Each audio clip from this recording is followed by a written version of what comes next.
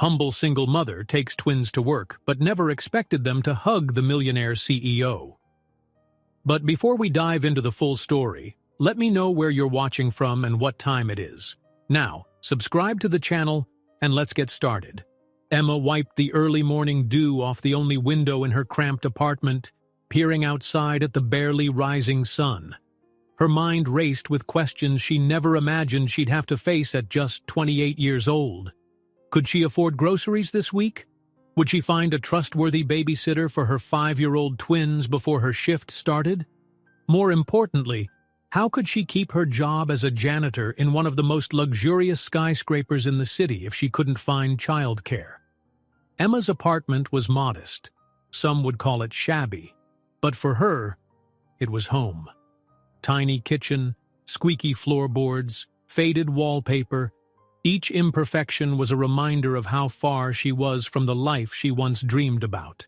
Still, she woke up every day determined to provide stability and love for her children, no matter the hurdles.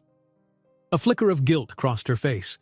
She'd been working so many overtime shifts that even quality morning time with them felt rushed. But that morning would turn out to be different. She'd barely brewed a cup of coffee when her phone buzzed with that dreaded message. The babysitter was canceling last minute. Again. The babysitter's own child was unwell, and though Emma understood, panic rose in her chest. She had no other backup this time. She glanced at the clock. It was just shy of 5:30 a.m. Emma's shift at Sterling Tower began at 7. There wasn't enough time to call around for a replacement and definitely no money for emergency daycare. She considered explaining the situation to her supervisor, but deep down, Emma knew what that would mean. She could lose her job if she called out once more, especially after coming in late so many times before. So, the idea formed. A risky, impulsive idea. She'd have to take Liam and Sophie with her, even though the building's strict rules prohibited employees from bringing visitors on site, particularly children. But what choice did she have? It was either risk being fired or do the unthinkable, smuggle her own kids into the most opulent skyscraper in the city and hope no one would notice. As Emma prepared 2 peanut butter sandwiches for the twins' breakfast to go, she wrestled with guilt. She prided herself on being an honest person. Always had. But desperation has a way of leading us down precarious paths. "Mommy, are we going to see your big building today?" asked Sophie, blinking up at her mother with a tired but excited look. Emma forced a smile. "Yes, sweetheart. But you have to be very quiet if we do, okay? Just for today. It's our little secret," she said, pressing a finger to her lips. Liam's eyes sparked with the promise of an adventure. "I'll be quiet like a ninja," he boasted, swinging an imaginary sword. The plan was simple, though not foolproof. Emma would rush the kids through the back entrance before the daytime staff started trickling in. She'd keep them tucked away in one of the unused storage closets on the 17th floor, well away from prying eyes. They'd have snacks, coloring books, and a portable game to occupy themselves for a few hours while she hurried through her cleaning tasks. Then, right before lunch, she'd slip them out. It was far from ideal, but Emma reminded herself, "One day, we won't have to do this. One day I'll have enough money to afford proper childcare." She couldn't have known that this day of all days would change everything. By 6:45 a.m., Emma, Liam, and Sophie slipped into the service elevator of Sterling Tower. The building was a gleaming monument to wealth, a place that boasted the offices of some of the richest and most powerful individuals in the country. And at the top, on the 40th floor, sat the office of the renowned billionaire CEO, Ethan Montgomery. Of course, Emma had heard the stories about Mr. Montgomery. People said he was unstoppable in business negotiations, ruthless, brilliant, rumored to have turned a failing shipping company into a billion-dollar empire practically overnight. Yet, despite his success, a cloud of mystery followed him. His reputed business betrayal not long ago had made headlines, and Emma overheard whispers that he'd been dealing with stress, even heartbreak from the fiasco. But that was none of her concern. She was just there to clean floors. As Emma escorted the kids onto the 17th floor, an unsettling thought surfaced. What if someone finds them? What if Mr. Caldwell, the building's supervisor, checks in on me at the worst possible moment?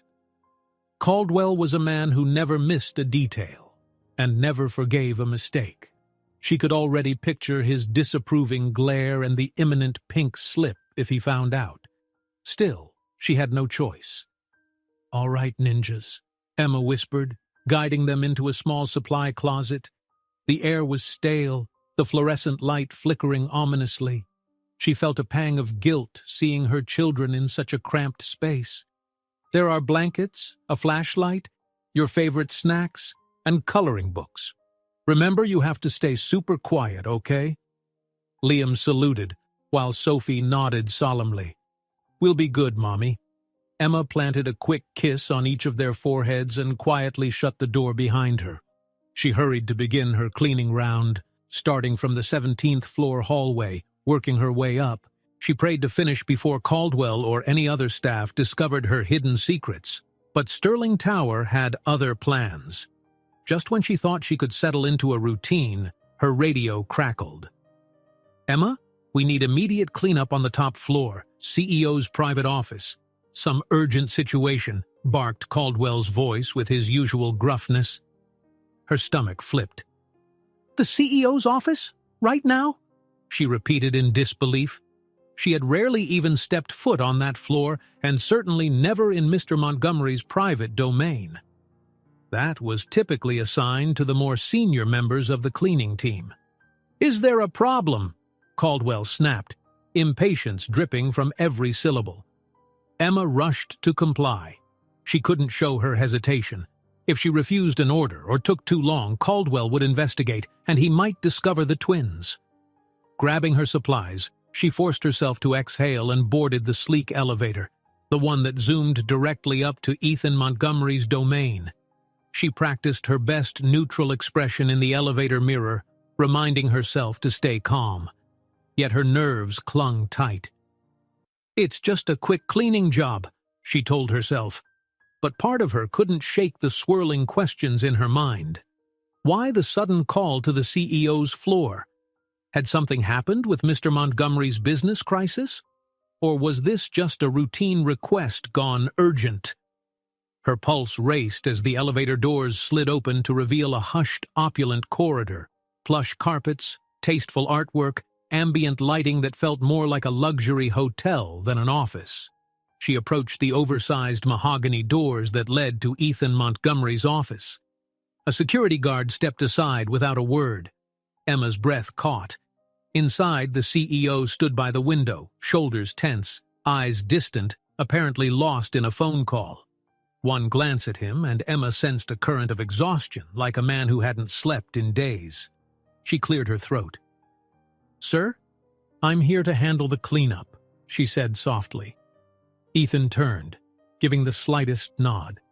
He was tall, impeccably dressed, but with a sharpness in his gaze that suggested frustration. Papers were strewn across the desk, and Emma could see the remnants of a shattered coffee mug on the floor, dark liquid staining the plush rug. As she crouched down to pick up the shards, she couldn't help but notice the lines of strain on his face. For a split second, sympathy welled up.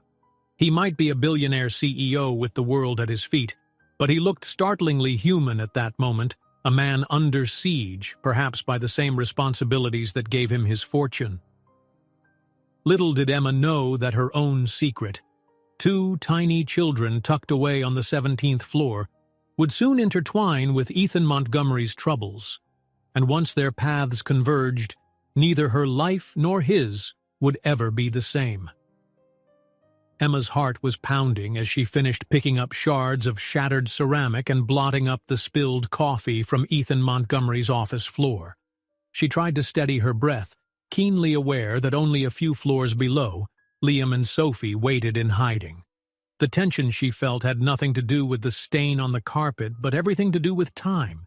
Every second spent in this plush office meant more risk of someone noticing 2 little children stowed away where they weren't allowed to be. She moved quickly and quietly, rummaging through her cleaning cart for the right stain removal solution. Gently, she dabbed at the brownish blotch on the cream-colored rug. Ethan, seated behind a mammoth oak desk, glanced over from time to time. His phone call had ended, but he still seemed preoccupied, eyes distant as if battling a private storm. Emma was determined not to intrude. She'd met powerful executives before. Most of them were simply disinterested in the cleaning staff. Yet something in Ethan's demeanor felt different, not just dismissive or arrogant. She could sense frustration, a haunting perhaps, but she told herself it wasn't her place to pry. When she finished the spot cleaning, Emma rose to put away her supplies.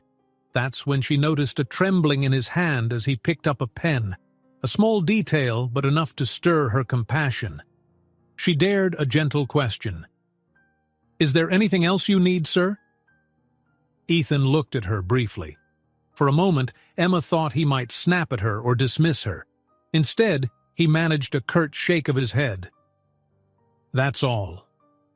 His voice carried exhaustion and maybe a flicker of gratitude at not being pressed. Emma offered a polite nod and quickly grabbed her supplies. "Yes, Mr. Montgomery." She pivoted to the door, relieved she hadn't offended him. Her plan was to hurry back to the 17th floor, where her children should still be quietly waiting in the supply closet. But just as she exited, the elevator doors across the corridor opened with a chime, revealing none other than Mr. Caldwell, the building supervisor. Caldwell was a stout man with thinning hair and a perpetually furrowed brow that spoke volumes of his suspicion and distaste. He paused upon seeing Emma step out of the CEO's office. His narrowed eyes made her stomach drop. "What are you doing up here?" he demanded in that familiar bark. "I specifically asked the janitorial supervisor to send someone else." Emma swallowed hard. "There was a last-minute switch. I was available." She tried to maintain a steady gaze even though fear wormed through her. Caldwell had a reputation for petty tyranny, especially with employees he deemed replaceable. He said with grim annoyance. "You wasted enough time then. Move on." He was about to brush past when his phone buzzed. Caldwell raised it to his ear, uttered a curt greeting, and stomped off, apparently more pressing matters dragging him away. Emma released the breath she was holding. The close call rattled her, but she couldn't let it show.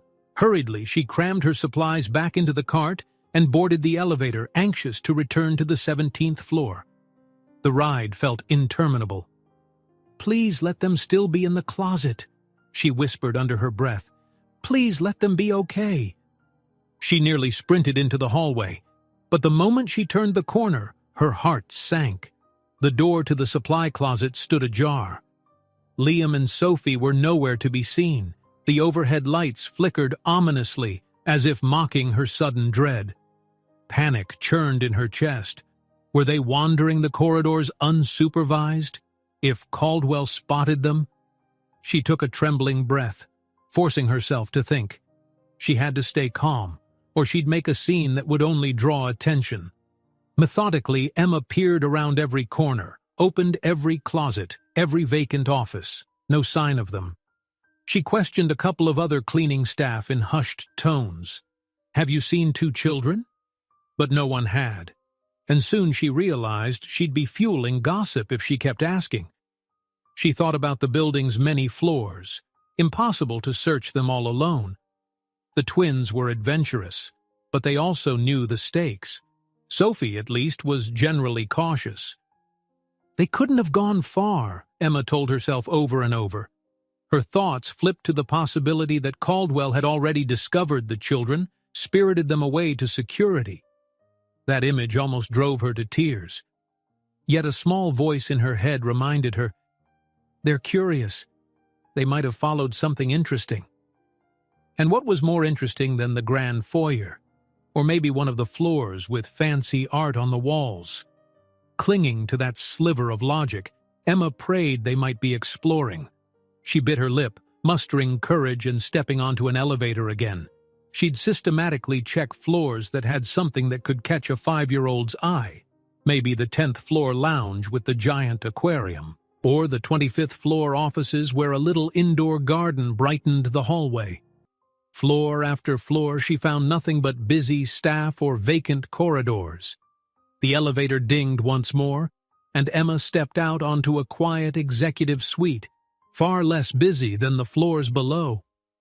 She tiptoed, scanning for any sign of small footprints or soft giggles, and there, faintly from somewhere down the hall, she heard a child's voice. "This hallway is so shiny." Emma's heart leapt. She followed the sound, ducking behind a marble pillar when she spotted them. Liam and Sophie were standing at the edge of a plush waiting area, pointing in awe at enormous paintings on the walls. The sight of them safe and unharmed flooded Emma with relief so intense she could have collapsed. "Mommy's here," she whispered, stepping forward to gather them into a quiet embrace. "Thank goodness you're okay." Sophie's eyes brimmed with tears. "We heard scary noises out there," she admitted, "so we came to look for you." Liam nodded, looking sheepish but also proud. "I remembered the cool pictures in the hallway from the other day. We just kept walking. Sorry, Mommy." Emma sighed, pressing her lips together. She couldn't blame them. She blamed herself for placing them in this precarious situation. "It's okay," she whispered. "Just, please, next time wait for me. It's not safe wandering around here." Before she could usher them into the elevator again, she heard the unmistakable click of footsteps approaching. In a heartbeat, Emma recognized Caldwell's voice talking to someone. "Yes, sir. Right this way. We'll handle it." He was heading right toward them. Panicking, Emma scanned for the nearest door. A label read, "Conference Room, Private." She quickly ushered the twins inside and gently shut the door, pressing her ear to it as quietly as possible. The corridor echoes grew louder, Caldwell's distinct bark plus a second, deeper voice. Perhaps a security guard or another executive. Emma stared at her children, who were pressing themselves against a large conference table. She placed a finger over her lips again, the universal sign for absolute silence. Her heart thundered in her chest. Should Caldwell open the door, it'd all be over. Her job, her livelihood, everything she'd fought to keep afloat. Moments passed, each second agonizing. The footsteps paused near the conference room. Emma braced for that door handle to turn. Instead, Caldwell's voice drifted off down the hallway, words growing muffled. She exhaled slowly. That was too close. As soon as the corridor fell silent, Emma peeked out. No sign of Caldwell. She glanced at her watch, swallowing the dread that told her she must return the twins to their hiding place or somehow get them out of the building. But how? The entire tower was on high alert, it seemed. Meanwhile, Liam tugged on her sleeve. "Mommy, I'm hungry," Sophie chimed in. "Me too." Emma's shoulders slumped. She'd used up their small stash of snacks. She rummaged around her pockets, finding only a couple of mints. Guilt tugged at her again. "All right," she whispered. "I'll figure something out. But we need to get you somewhere safer." She considered the possibility of exiting the building entirely, but that risked them walking through the main lobby, far too exposed. Also, she'd be abandoning her shift. It wasn't even halfway done, and Caldwell would certainly notice if her assigned areas weren't cleaned. A direct ticket to unemployment. Emma had read enough to know the personal struggles of single mothers rarely came with easy answers. Tucking the twins back in the supply closet was an obvious gamble. They had already grown restless once. Another hour or two in a claustrophobic space was sure to provoke them, but the alternative was to keep them at her side, which was almost guaranteed to get them seen. The door swung open suddenly, and Emma stifled a gasp, only to find herself face to face with an older gentleman in a crisp business suit. He nearly collided with her, his eyes widening in confusion at the sight of a janitor with two small children in an off-limits room. Emma froze, expecting the worst. The man didn't raise an alarm, though.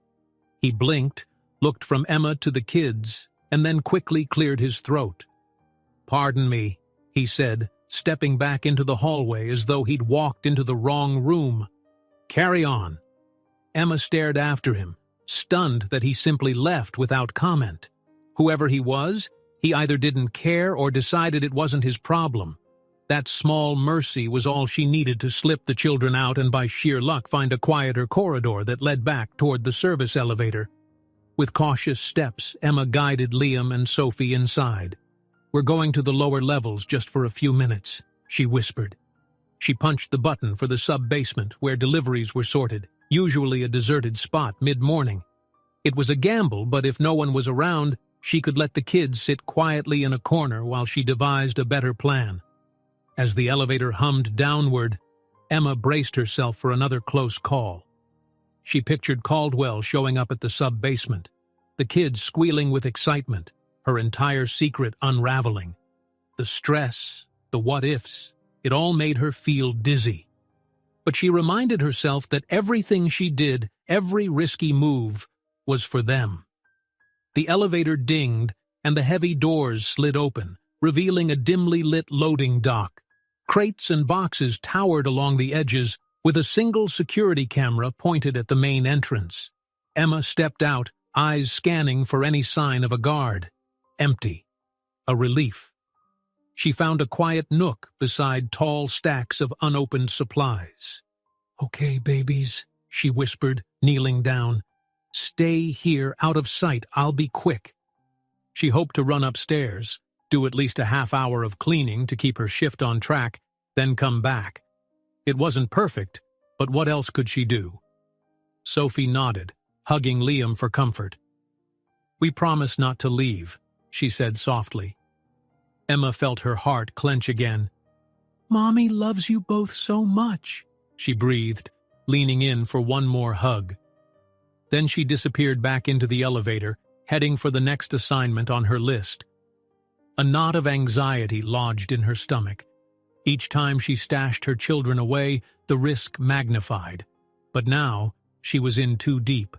One day at a time, actually, more like 1 hour at a time. That was Emma's mantra. Little did she realize that a web of darker dealings was about to ensnare her. From Caldwell's suspicious demands to the CEO's personal crisis, everything was about to collide in ways she couldn't have imagined. Emma's shoes clicked softly on the pristine marble floors as she stepped out of the elevator on the 18th floor, a slight tremor in her breath. She mentally counted the minutes she'd spent sneaking Liam and Sophie down to the sub-basement. 15, maybe 20, a significant gap in her schedule for a job where every second could be scrutinized by the ever-watchful Mr. Caldwell. But it couldn't be helped. Her children's safety came first, no matter how precarious the situation. She gripped the handle of her cleaning cart, glancing over a clipboard that listed her tasks for the day. Vacuum hallway carpets, sanitize restrooms, dust window ledges. Straightforward. Typically, Emma found solace in the repetitive nature of her work. Cleaning was a way to focus her mind. But now, fear gnawed at her stomach. She needed to finish quickly and slip back to the sub-basement to check on the twins. Still, as she made her way through the hallway, a subtle hush settled over the building. A series of half-open doors gave glimpses of plush offices, all empty at the moment. Most staff must have been in a meeting or out to lunch. The quiet unsettled Emma more than the usual hustle and bustle. Everything felt off. A sudden beep from her work phone startled her. She reached into her uniform pocket and pulled it out, blinking at the short message. "Emma, supervisor's office now." Just 6 words, but they felt like a thunderclap. Caldwell never summoned people this way unless there was serious trouble. Emma's heart hammered. Had someone spotted the twins earlier? Did Caldwell already know about them rummaging around on the executive floors? She battled a wave of anxiety and forced her feet to keep moving. There was nothing to do but obey. A short walk later, Emma stood at the supervisor's door, an imposing slab of polished wood. She rapped softly. From inside, Caldwell's voice barked, "Enter!" She turned the knob with clammy fingers and stepped in, steeling herself. Caldwell's office was as severe as the man himself. A stark metal desk, walls lined with building regulations, and a single large window overlooking the city below. Caldwell sat with his elbows propped on a stack of files, his expression that of a predator awaiting prey. A smirk tugged at the corners of his mouth when he saw her. "Close the door," he ordered. Emma obeyed, swallowing hard. For a moment, neither spoke. Caldwell leaned back in his chair, letting the silence stretch. He seemed to be enjoying her discomfort. Finally, he reached into a drawer and pulled out a small tablet. Tapping a few times on the screen, he held it up so Emma could see. The video playing was grainy security footage, taken from the sub-basement camera, no doubt. It showed Emma leading Liam and Sophie to that secluded corner behind the crates. Her face was visible. The kids' faces were visible. Emma's heart dropped into her shoes. "Care to explain this?" Caldwell asked in a voice so calm it bordered on chilling. Emma's mind whirled. She could deny it, or claim she had no choice. But what good would that do? The footage spoke for itself. And Caldwell didn't look like a man who cared about justifications or compassion. "Please, Mr. Caldwell," she finally whispered. I can explain. My babysitter canceled. My twins had nowhere else to go. I know it's against the rules, but—" He raised a hand, silencing her. "You're correct. It's against the rules," he said icily. "And if I report it, you'll be fired. Possibly banned from working in any building under our management. Do you know how many properties we supervise, Ms. Carter?" She nodded, panic gripping her throat. She'd never find stable employment if Caldwell blacklisted her. And with 2 young children depending on her, the consequences would be devastating. He set the tablet down and drew a deep breath, folding his hands together. "Normally I'd have security escort you out this second, but—" He paused, letting the word dangle. "It just so happens I need a favor, and I suspect you'll be more than willing to do it if it means keeping your job." Emma's heart gave an uneven thump. A favor? Her thoughts instantly jumped to something unsavory. Caldwell had that look, like a spider luring her into his web. She managed a shaky exhale. What do you need?" she asked, trying to keep her voice steady. Caldwell steepled his fingers. "You clean many areas in this building, including floors most people never see, including the executive floors. Rumor has it, Mr. Montgomery is dealing with a sensitive business merger, but not everyone in the company is on board. I have reason to believe he's withholding critical information that could affect some of us quite drastically." Emma's brow furrowed. She didn't follow the building's corporate dealings, but she'd heard murmurs about a major merger or acquisition in the works. People said it was worth billions. "I don't understand," Emma said softly. "What does that have to do with me?" Caldwell leaned forward, an oily gleam in his eyes. "I need you to keep an eye on Montgomery. Pick up scraps of papers you find in his office on the shredder bin or glean anything you overhear that might hint at his plans. Then hand that information over to me." He tapped the desk for emphasis. "In short, Ms. Carter, you'll be my eyes and ears. A little spy, if you will." A chill shot through Emma. She stared at Caldwell in horror. "Spy on Mr. Montgomery? I can't do that. I mean, it's wrong. It's survival, Ms. Carter," Caldwell cut in. "Either you comply or you're out. And when you're out for good. I can see to that personally." He pointed to the tablet again. "I'm sure Child Protective Services might also be very interested to learn about a mother who smuggles her kids into restricted office towers." A flicker of rage mingled with her dread. He was threatening her job, her very children's safety, just to get an upper hand in some internal corporate war. It made her stomach churn. But what choice did she have? She needed that paycheck. She needed to keep a roof over Liam and Sophie's heads. Emma pressed her lips together, tears threatening to gather, but she refused to let them fall. "Fine," she said, her voice barely above a whisper. "I'll do it." Caldwell offered the faintest smirk of satisfaction. "Good. Then I suggest you retrieve your kids and go about your tasks for the day. Starting tomorrow, I'll expect regular updates on anything you see or hear about Mr. Montgomery's business dealings. Understood?" She nodded, numb. Caldwell waved a dismissive hand. Emma turned and left the office, feeling a suffocating knot in her chest. She couldn't believe what she'd agreed to. Rushing back down to the sub-basement, she went to the spot where she'd left the twins. Liam and Sophie looked up anxiously when they saw her, relief flashing in their eyes. "Mommy!" Sophie exclaimed, jumping up to hug her. "Is everything okay?" Emma forced a smile, blinking back tears. "Yes, babies. Everything's okay," she lied. "But we need to go." "I need to take you home." She had to find a different babysitter, no matter the cost. She could never risk bringing them here again. She helped the kids gather their things, making sure to avoid the camera's line of sight this time. Then, cradling Sophie in one arm and holding Liam's hand, she found the quiet rear exit used by delivery trucks. If she timed it well, she could slip out unnoticed. With luck on her side, they made it to the street. Emma hailed a taxi, ignoring the driver's side eye at her uniform and tired-looking kids. She gave directions to her small apartment. During the ride, she kept replaying Caldwell's ultimatum in her head. Spy on Ethan Montgomery or lose it all. She hated the idea.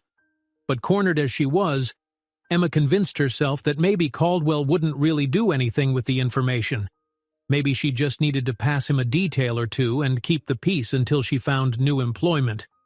Except her conscience screamed that it was unethical and dangerous. Also, something about Caldwell's eyes told her he wasn't the type to let go once he had leverage. By the time the taxi dropped them off, Emma felt hollow. She settled the twins inside, fed them a quick lunch, and tried to arrange for a neighbor to keep watch just for the afternoon. "I'll pay you as soon as I can," she promised the neighbor, an elderly lady who looked reluctant but eventually agreed, sympathy winning out. All the while, Emma's thoughts weighed heavy. She'd have to return to work now, finishing her shift. And tomorrow, the real trouble began. She was supposed to rummage for secrets in the office of one of the most powerful men in the city, the same man who'd seemed so weary and human when she cleaned that coffee stain from his rug. The rest of the day was a blur.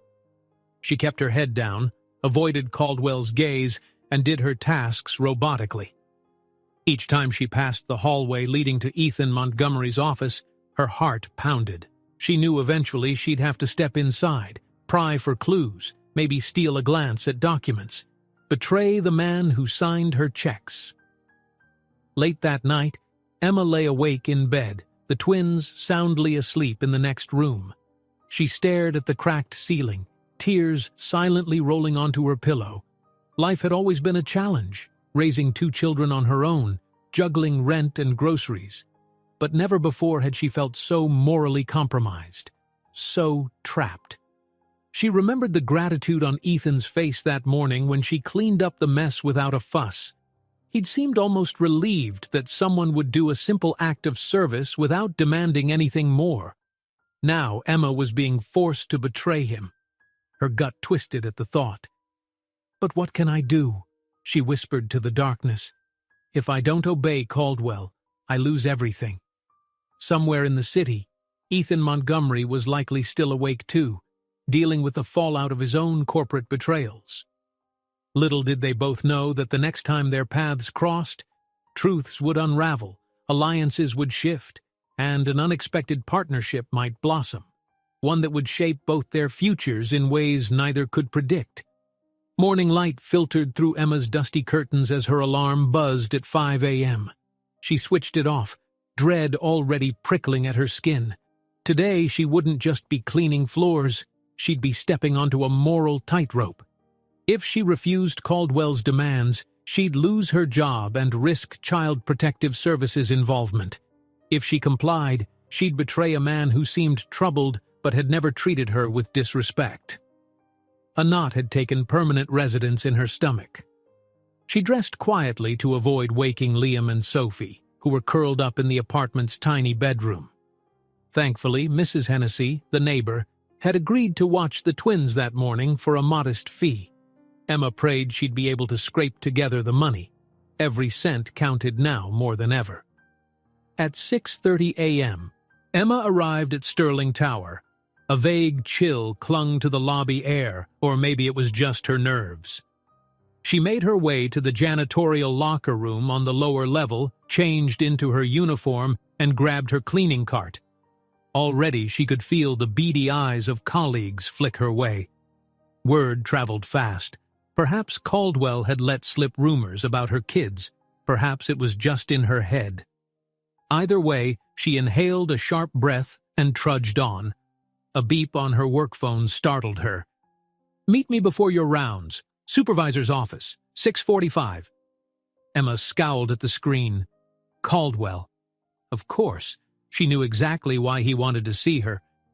Sure enough, when she reached his office, he was there, leaning back in his chair, posture smug. "Close the door," he said coolly. She did. "Lovely morning," Caldwell began in a tone that dripped condescension. "I trust your children are in more appropriate care today." Emma nodded curtly, anger simmering beneath her discomfort. "Good," he continued, "because I expect you to focus on your new responsibilities." He tapped a folder on his desk. "I've got the cleaning schedule for the upper floors right here, with special emphasis on Mr. Montgomery's suite. You'll find yourself assigned to his office area each day for the coming week. I'd like daily updates on anything interesting you discover." Emma forced out a "yes, sir," though it tasted bitter on her tongue.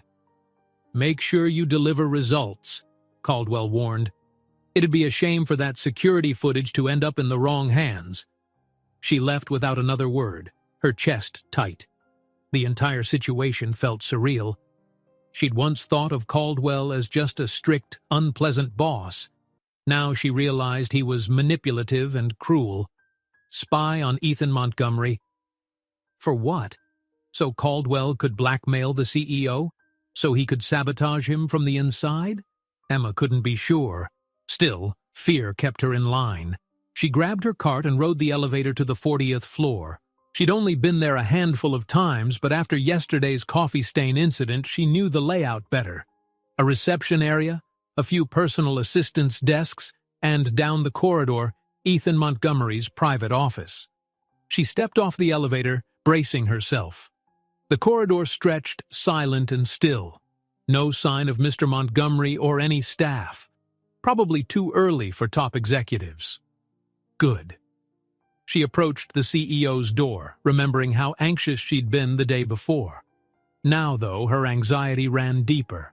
She wasn't just there to tidy up, she was there to snoop. Inside, the office was quiet. The room smelled faintly of leather and cologne. Heavy drapes framed floor-to-ceiling windows overlooking the city. Emma took a breath and began her routine, dusting shelves, emptying wastebaskets, wiping surfaces. Her eyes flicked around, landing on a neat stack of folders on the edge of the large oak desk. Dare she look? Her pulse raced. Caldwell expected it, but simply rifling through the CEO's private documents felt like a violation. Then again, wasn't she already in too deep? She swallowed, then carefully picked up the top folder and flipped the cover. Pages of typed text greeted her, covered in confusing terminology, acquisitions, share percentages, non-disclosure agreements. She didn't have time to decipher it fully. Her phone buzzed. She jumped, nearly dropping the folder. With trembling hands, she quickly replaced the folder exactly as she found it, then checked her phone. A text from Caldwell. "Well, anything yet?" Emma huffed under her breath, shooting off a quick reply. "Nothing. Just documents about the merger. Not sure what they mean." Almost immediately, Caldwell fired back. "Look deeper. Maybe you'll see mention of a new partner or an offshore account. Something big. I need details." Offshore account? That phrase made Emma's heart jolt. She'd heard rumors about shady financial dealings among big shots, but was Ethan part of that? She shook her head, not wanting to speculate.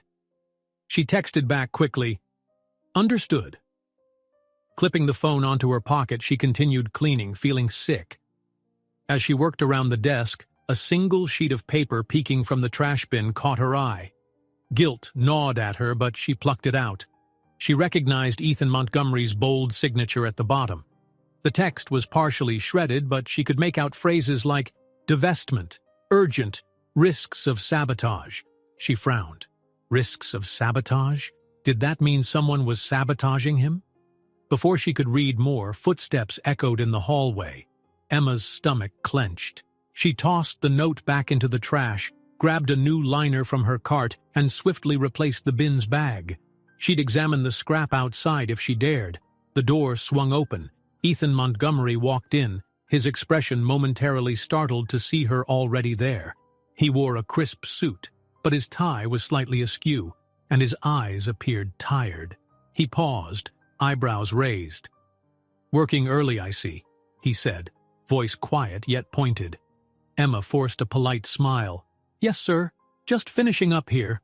He stepped around her, crossing to the window. She noticed the tightness in his shoulders, as if weighed down by unseen burdens. "My assistant's not in yet," he remarked absently. "But if you could finish soon, I have calls to make." "Yes, Mr. Montgomery," Emma murmured, and quickly got back to wiping the desk. She felt his gaze on her for a moment, as if he wanted to say more, but no words came. She hurried to gather her supplies, tossing the trash bag onto her cart. Inside that bag was the partial page referencing sabotage. On her way out, Ethan cleared his throat. "You, were here yesterday, right?" he asked, sounding almost hesitant. "Cleaned up the coffee?" She turned back, nodding. "Yes, sir." He seemed to weigh something. Then, "Thank you. I appreciate that you handled it without fuss. It was a difficult day." Emma felt a pang of sympathy. She almost wanted to reassure him that she understood stress. But what could she say? That she was being blackmailed to spy on him? Impossible. So she simply replied, "I'm glad I could help," and slipped out. Riding the elevator down, she couldn't stop replaying Ethan's expression. So fraught, so tired.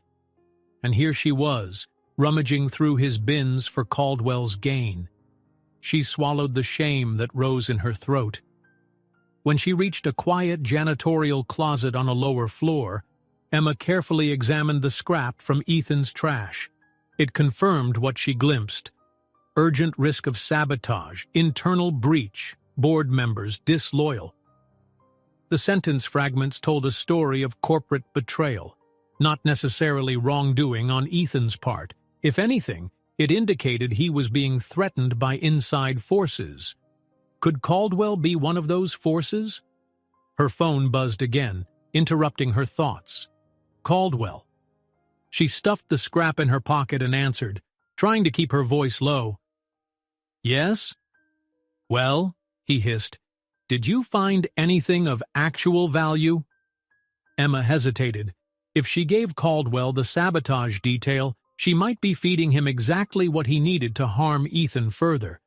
But if she withheld it, she risked Caldwell's wrath. She thought of Liam and Sophie, how she couldn't afford to be fired, how she couldn't let Caldwell drive her into a worse position. "I found a note," she admitted, mentioning sabotage and internal threats to Mr. Montgomery's deals, "but I'm not sure it's relevant." A pause on the line. Then Caldwell's tone turned predatory. "Oh, it's relevant. Bring that note to me. Now. I'm in my office." Emma's hand clenched around the phone. She forced a response. "All right, I'll be there soon." She disconnected, heart pounding with dread. She felt as if she was handing Ethan's fate over to a vulture. Yet, trapped as she was, she had no escape plan. In a daze, she rolled her cart toward the service elevator, the scrap of paper burning a hole in her pocket. Her mind was a battlefield of guilt and necessity.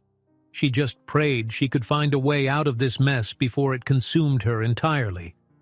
On her way, Emma caught sight of Mr. Montgomery stepping into a different elevator with 2 suits trailing behind him. He looked pensive, maybe even burdened, and she thought, "I'm sorry," silently, as if he might somehow hear her apology in the hush of the corridor. She took a breath, pressed the button for Caldwell's floor, and tried to steel herself for the next awful step.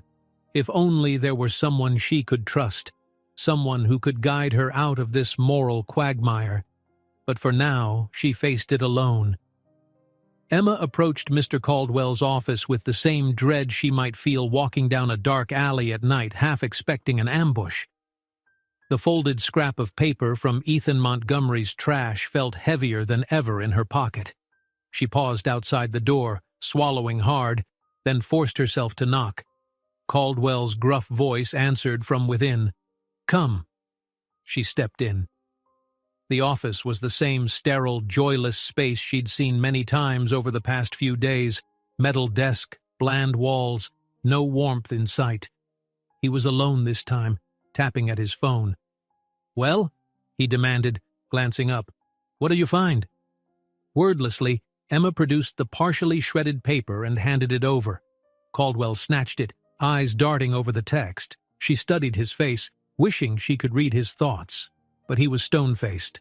Finally, Caldwell gave a low, humorless chuckle. "Sabotage, internal breach," he muttered, tapping a finger on a line. "How interesting." He lifted his gaze to Emma. "Montgomery suspects there's a mole trying to disrupt his merger. That's precisely what we need to confirm."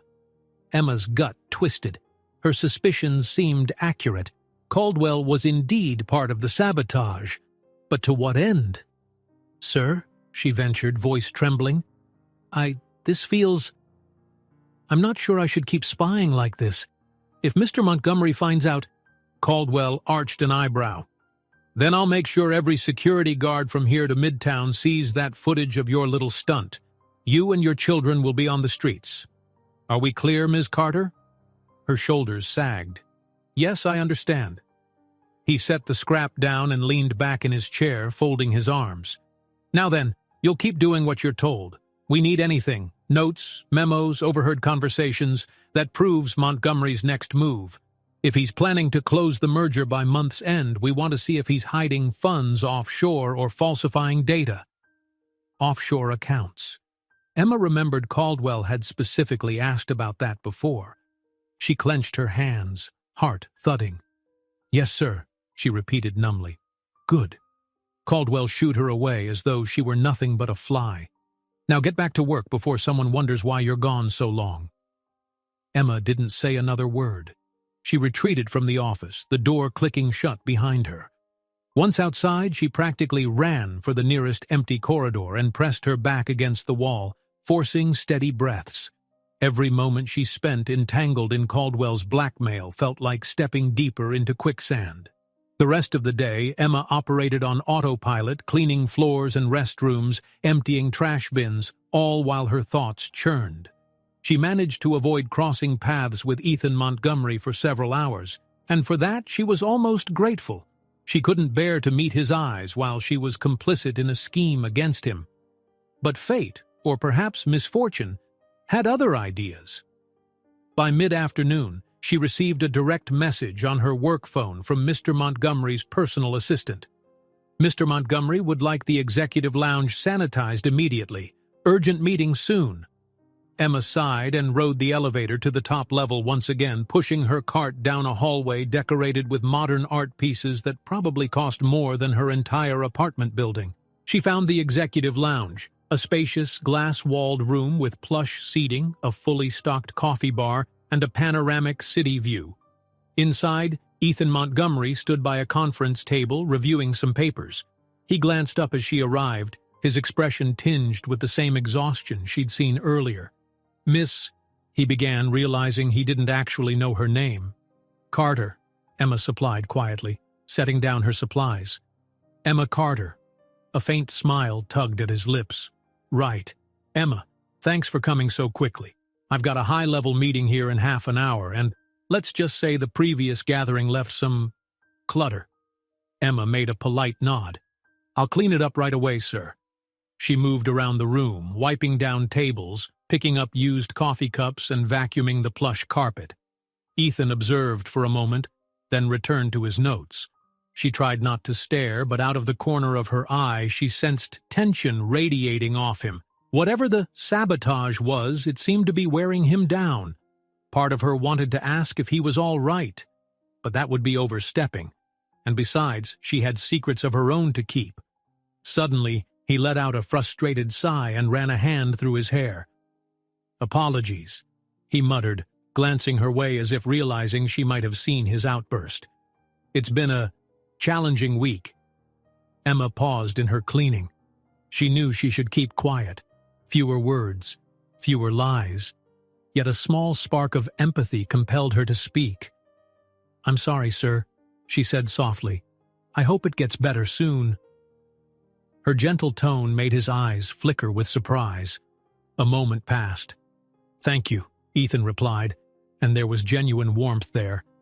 After a beat, he asked, almost abruptly, "How long have you worked here?" About 3 months," she answered.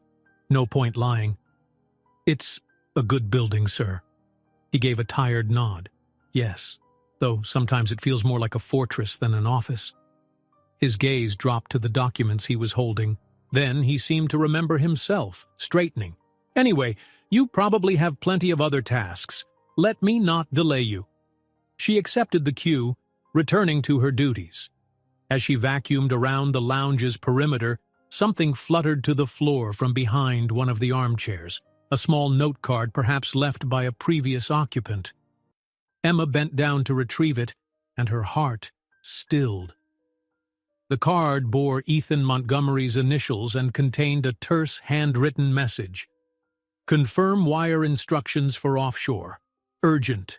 Secure line only." Every alarm bell in Emma's mind went off.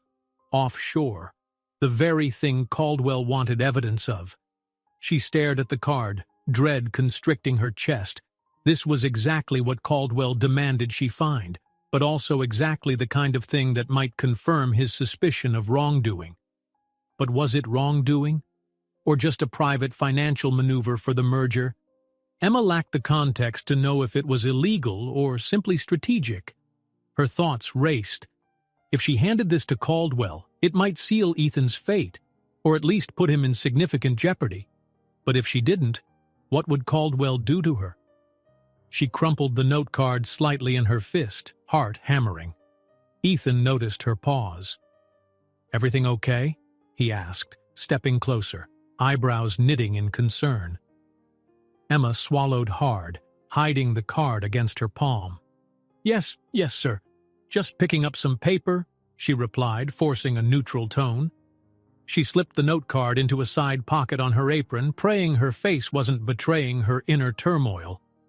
Ethan studied her a moment longer, then nodded, perhaps too consumed by his own burdens to sense her anxiety. "Well, thank you for handling it." He hesitated. "Emma, I appreciate your work. Really."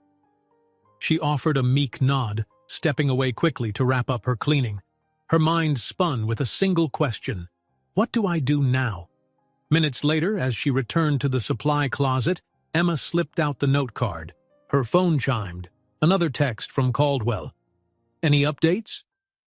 She stared at the card, at the words referencing an offshore wire transfer, and pictured Ethan's exhausted expression. An internal war raged in her. Caldwell's threat versus the guilt of betraying Ethan. She couldn't deny this was exactly the smoking gun Caldwell wanted.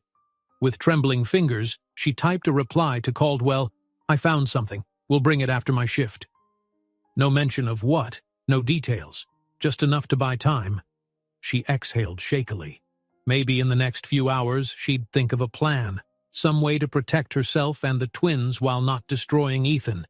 Was that even possible?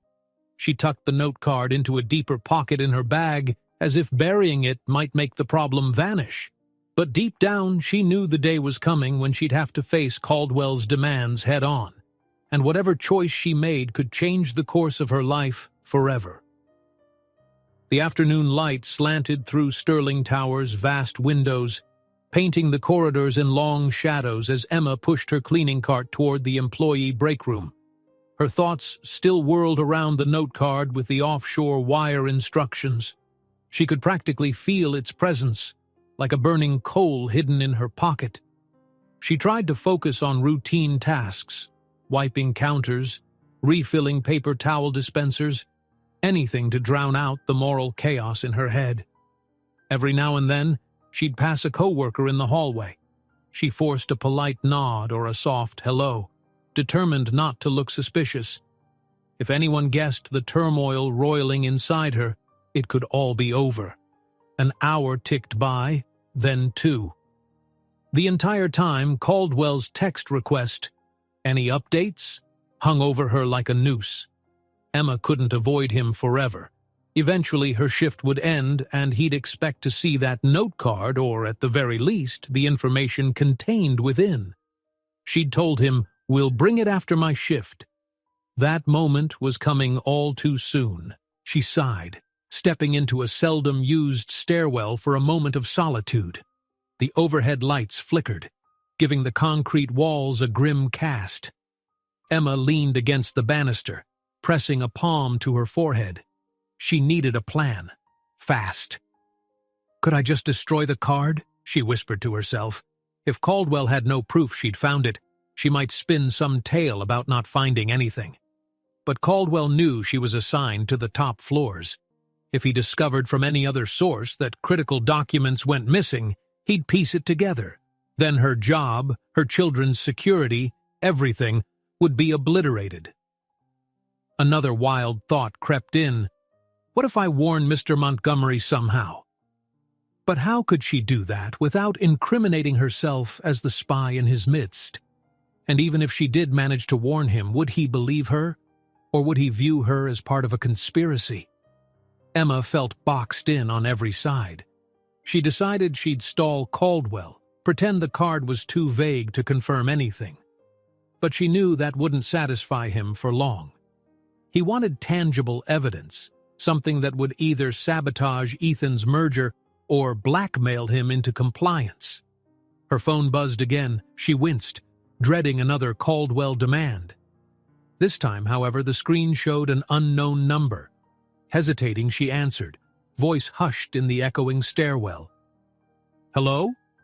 A crackle, then a muffled voice. "Emma Carter?" Her breath caught. "Yes. Who is this?" The voice paused as if weighing how much to reveal. "Let's just say I'm a concerned party. I work in the building, and I know Caldwell's pressuring you to gather intel on Mr. Montgomery." Emma's heart practically lurched out of her chest.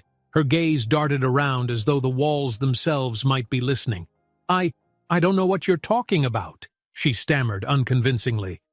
"Don't play dumb," the voice said gently, not unkind. "I've seen the security footage he's been using against you. Your children in the sub-basement. That's how Caldwell operates. He finds leverage and exploits people. You're not the only one." Emma felt equal parts horror and relief. Horror that yet another person had seen the footage, but relief that someone else recognized Caldwell's pattern of abuse. "Are you security? Staff?" A slight chuckle. "Staff, of a sort. Let's leave it at that. Look, I'm not your enemy. I know Caldwell wants dirt on Mr. Montgomery. He's been fishing for a while, using different employees to gather bits and pieces. You're just the latest. And maybe the most reluctant." She swallowed. "You have no idea what it's been like. I can't lose my job or my kids." "I understand," the voice interjected firmly. "But I also know Montgomery is under a lot of pressure. If Caldwell gets enough leverage, it won't just be the merger that collapses. It might ruin Montgomery completely. And many innocent employees will pay the price." Emma sank onto a step, rubbing the back of her neck. "I don't want to help Caldwell," she whispered. "But if I don't, he'll ruin my life." A pause. "There might be a way to protect yourself and your children without sacrificing your integrity. Caldwell is powerful, but Mr. Montgomery isn't exactly helpless. If he knew someone was being coerced, well, you might find an ally." Emma's thoughts raced. "I can't just walk into Mr. Montgomery's office and confess everything," she said, a shaky laugh escaping. "He might think I'm a criminal. Or worse, he might just fire me to avoid any risk." The unknown caller hesitated. "Not if you bring him something he can use. Trust me, Emma, Caldwell has skeletons in his closet. I've spent months gathering hints. If we combine forces, maybe we can expose him before he uses you to destroy Montgomery. But we need Mr. Montgomery's cooperation." Her mind spun. This was turning into a conspiracy of its own, one that demanded a leap of faith. "Why should I trust you?" "Because I'm risking my own job by telling you this. If Caldwell finds out I warned you, I'm done too," the voice replied, an edge of urgency creeping in. "I can't reveal who I am yet, but I promise I want the same thing you do, to stop Caldwell's blackmail, and to keep Montgomery from going under because of a traitor." 1,000 questions formed in Emma's mind, but she had no time to ask them. Footsteps sounded from the hallway, growing closer to the stairwell door. Fear gripped her. "I have to go," she whispered urgently. "I'm not safe here." "Okay," the voice said. "But think about what I said. I'll be in touch soon with details on how we can approach Mr. Montgomery. If you want to fight back, you won't be alone." The line went dead. Emma quickly tucked her phone away just as the stairwell door swung open and a fellow janitor walked in, carrying cleaning supplies. "Hey, you good?" he asked, giving her a curious glance. She forced a smile. "Yeah, just catching my breath." She hurried past him, mind swimming with the conversation she'd just had. A secret ally inside Sterling Tower. Proof that Caldwell had done this before. A suggestion to team up and warn Ethan Montgomery. Her chest felt tight, the possibilities both exhilarating and terrifying. She'd never been the type to break rules. Now it seemed she was on the brink of an undercover rebellion. If she played it wrong, she'd lose everything. If she didn't play at all, Caldwell would keep using her until there was no going back. Time marched on, and near the end of Emma's shift, she found herself outside Caldwell's office again. That note card burned in her pocket. She could practically hear Caldwell's voice demanding, "Offshore accounts? This is gold." She wondered if her unknown ally might contact her again soon, offering a clearer plan before she surrendered the card. But there was no call, no text, just silence. "Get it over with," she murmured to herself, stepping into the corridor that led to Caldwell's door. The hallway was dimly lit, hush settling after most staff had gone home. Emma's footsteps echoed. She paused outside Caldwell's office, raised her hand to knock, then stopped, noticing the door was slightly ajar. Inside, voices, a conversation. She held her breath and edged closer, careful not to be seen. "We can't risk him finalizing the merger," came Caldwell's low growl. "If Montgomery signs those contracts, we lose our foothold. Everything we've been working for goes up in smoke." Another voice responded, a man's voice, smooth and confident. "Relax. With the info you've been feeding me, we can sink the entire deal at the last minute. The investors will scatter like rats from a sinking ship. Montgomery will be left with a PR nightmare and a crater in his finances." Emma's heart pounded. Caldwell was in cahoots with some external figure, likely from a rival company or maybe even an internal board member. This was bigger than personal blackmail, it was a full-scale corporate takedown. She leaned in, breath shallow. Caldwell continued, "I've got a janitor collecting anything we can use to prove wrongdoing on Montgomery's part. If we find evidence he's shifting funds offshore, we'll leak it. That kind of scandal will scare off every partner in seconds." Emma's stomach twisted. She felt sick to her core, hearing her role spelled out like that. The unknown man chuckled. "So you're blackmailing an employee to do your dirty work?" "Let's just say she's highly motivated," Caldwell sneered. "Single mother, kids to feed, I have leverage. She won't dare betray me." Emma's cheeks burned with anger and shame. She curled her fingers into a fist. Was this how little he thought of her, that she was so powerless? The other man's voice grew quieter, but she caught snippets. "Once we have proof, send it to the media. Timed release, meltdown." Emma backed away, heart thundering. She needed to leave before they discovered her eavesdropping, and she needed to rethink everything. Even if Caldwell had threatened her job, this was on another level. He was actively conspiring to ruin Ethan Montgomery for profit and using her as a tool. She hurried down the hallway, never knocking on Caldwell's door. In her mind, a new conviction began to form. She couldn't hand over that note card. It would be a weapon in Caldwell's arsenal. But if she simply kept it hidden, Caldwell would grow suspicious. He might lash out, show the footage, or harm her in some other way. No solution seemed safe, unless she took a gamble on that mysterious caller's advice. Perhaps there was a chance, small as it was, that if she approached Ethan Montgomery directly, explained her predicament, gave him a chance to protect himself, he might help her, he might hold the power to neutralize Caldwell. After all, he was the CEO, but it was a massive risk. She caught an elevator down to the locker room. Each floor passing felt like a countdown to disaster. When the doors opened on the basement level, Emma stepped out and slumped against the cold concrete wall, mind spinning with the day's revelations. In her hand, she clutched the note card. Offshore instructions. A smoking gun in Ethan's own handwriting. If she gave it to Caldwell, she'd sink Ethan, guaranteed. If she destroyed it, Caldwell would want her gone. If she used it to approach Ethan, she was gambling that he wouldn't see her as a traitor. Her phone chimed once more. Caldwell again. "Where are you? I'm waiting." Emma's throat felt tight. Every fiber of her being resisted going to him. She typed a slow reply, heart pounding. Something came up. Had to leave early. Will bring it tomorrow. She hit send and instantly regretted it. But what else could she do? She needed at least one more night to think, to figure out if that unknown caller truly had a plan. Pocketing her phone, Emma changed out of her uniform. She slipped the note card into her personal handbag, then exited Sterling Tower as quickly as she could, avoiding the front desk or any prying eyes. Outside, dusk had settled, painting the skyscrapers in violet and orange.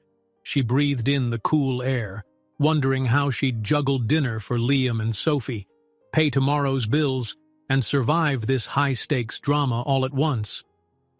On her walk home, each step felt weighted with the knowledge that tomorrow could bring her entire world crashing down, or, just maybe, open the door to a better path if she dared to resist Caldwell. A single mother, pinned between a ruthless supervisor and a powerful CEO with no guarantee of who to trust. The card in her bag felt like a ticking bomb, and she had less than 24 hours to decide whether to defuse it or light the fuse herself. Emma hardly slept that night. She lay awake on the living room couch, the glow from a street lamp slicing through the curtains. Each time she closed her eyes, she saw Caldwell's sneering face or heard his voice threatening her job and her children's stability. Then she pictured Ethan Montgomery, exhausted, eyes heavy with worry, unaware of the sabotage closing in around him. Somewhere in the building, that unknown caller claimed to have evidence against Caldwell, a plan to expose his blackmail schemes. But how could Emma trust a faceless voice that had yet to prove anything? The only tangible object she possessed was that note card about an offshore wire, a damning detail that Caldwell desperately wanted, and in a twisted way, it was the very thing that might buy her a conversation with Ethan. Finally, around 4 a.m, Emma gave up on sleep. She quietly rose, stepping into the small kitchen. Sunlight was still hours away. She brewed a weak cup of coffee and sat at the table, a single overhead bulb illuminating the tired lines on her face. Her eyes drifted to the crumpled note card resting next to the mug. If Ethan truly was up against a silent coup, maybe her revealing Caldwell's treachery would help him, and indirectly help her. But the risk? She could picture Ethan calling security, accusing her of corporate espionage. Or worse, if word got back to Caldwell that she'd warned Ethan, Caldwell might release the footage to Child Protective Services. The thought made her stomach twist. "Mommy?" a small voice called. Emma turned to see Sophie standing in the hallway, sleepy-eyed and clutching a worn teddy bear. "Why are you up?" Emma forced a gentle smile, setting aside the note card. "I couldn't sleep, sweetheart. Go back to bed. You still have time before morning." Sophie's lower lip trembled, sensing tension in the air. Is something wrong? Emma's heart clenched. She couldn't burden her 5-year-old with adult worries, so she simply stroked Sophie's hair. Nothing you need to worry about, I promise. Mommy's going to figure everything out. Now go rest, okay? Sophie nodded, too tired to argue, and padded back to the bedroom. Emma exhaled, pressing a hand to her chest where her heart wouldn't stop pounding. I've got to act, she whispered, one way or another. The start of her shift was eerily normal. Emma arrived at Sterling Tower, donned her uniform, and began her rounds, meticulously cleaning yet unable to escape the weight in her chest. By mid-morning, her work phone buzzed. Caldwell, of course. Bring what you found. My office. Now. Emma's pulse quickened. She ducked into a supply closet, pulling out her phone to reread the message. She typed a trembling reply, "On my way." But she didn't immediately head to Caldwell. Instead, she decided to try one last stall tactic. She took the elevator to a different floor, one that housed offices for Montgomery's PR team, finance division, and various executives. If she was going to find her unknown caller or muster the courage to speak with Ethan, she needed to be in the right place. Her heart thudded as she stepped out onto the 20-something floor. She half expected Caldwell to jump out from behind a door, but the corridor was calm, lined with closed doors and cubicles. Emma pushed her cleaning cart slowly, scanning nameplates, seeking a clue. Somewhere along these offices, maybe her mysterious ally worked, or maybe there was another path to the CEO's private domain. The hush of the hallway was almost too thick, like everyone was gone or in a meeting. Emma's nerves spiked at every tiny sound, the beep of a printer, the rustle of papers. Her plan, if it could be called that, was to search for any sign of that anonymous caller. Perhaps they'd left a note, or maybe they'd intercept her. But the minutes ticked by with no luck. Finally, she sighed and entered a small lounge area, intending to regroup. As she reached for the door, it swung open, and a startled young man nearly collided with her. He wore an employee badge, but quickly stuffed it into his pocket, as if not wanting her to see the name. His eyes darted around anxiously. "Oh, sorry," Emma murmured, stepping aside. "Emma Carter?" he whispered urgently, glancing over her shoulder to ensure no one else was around. Her pulse spiked. Are you... He pressed a finger to his lips, then gestured for her to follow him into the lounge. It was empty, a few chairs and a vending machine humming in the corner. Once inside, he shut the door behind them, eyes scanning her face. "I'm the one who called you." Emma's breath caught. The anonymous caller in the flesh. He was younger than she expected, perhaps mid-20s, with worried eyes and a tense posture. "How do I know this isn't another trick?" she asked, voice shaking. He held up his phone, showing her a burner-style text conversation. "See? I've been sending messages from this unregistered line. Please, I'm on your side. I swear." She rubbed her temple. "You said you had a plan. Something about exposing Caldwell before he uses me to destroy Mr. Montgomery?" The man exhaled. "Yes. Caldwell's not just blackmailing you. He's done this to others, too. I've been collecting any evidence I can to prove he's orchestrating a sabotage campaign against Montgomery. But I don't have enough to nail him yet.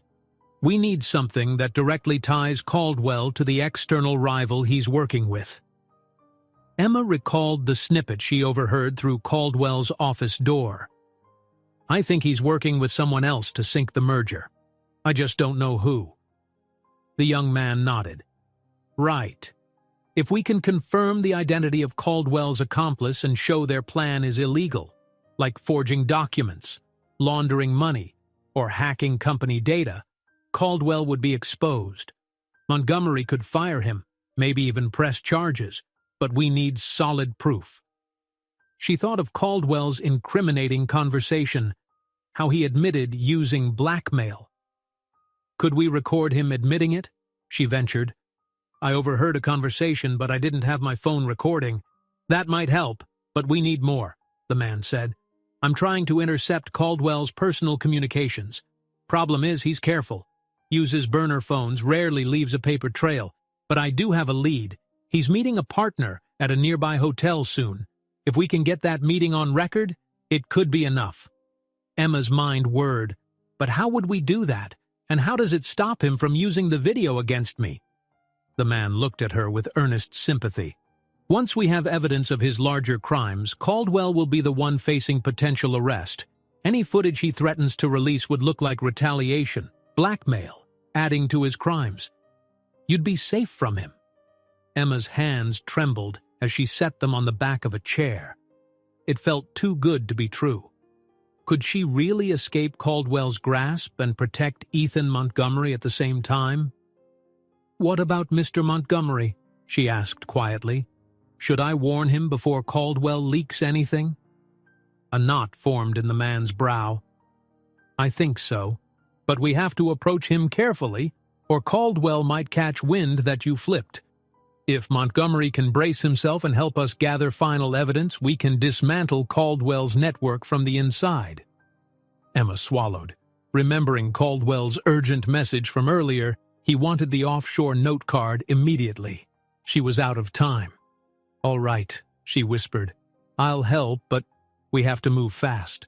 Caldwell is expecting me right now with something I found in Mr. Montgomery's office." "Then we'll do this," the man said, expression resolute. "Give Caldwell a watered-down version, just enough so he doesn't suspect you're onto him. Meanwhile, I'll arrange a secure meeting with Montgomery. We'll show him the truth. Once he's on our side, Caldwell won't dare retaliate." Her heart pounded in her ears. This was a leap of faith, trusting a stranger who claimed to be an ally. But the alternative, quietly helping Caldwell sabotage an innocent man, felt impossible to stomach. "All right," Emma agreed. "I'm in." The man flashed a relieved smile. "I know this is terrifying, but you're doing the right thing. Here." He handed her a slip of paper. "My direct line, in case anything goes wrong. Do not text me the full details, though. Caldwell might be monitoring your phone logs."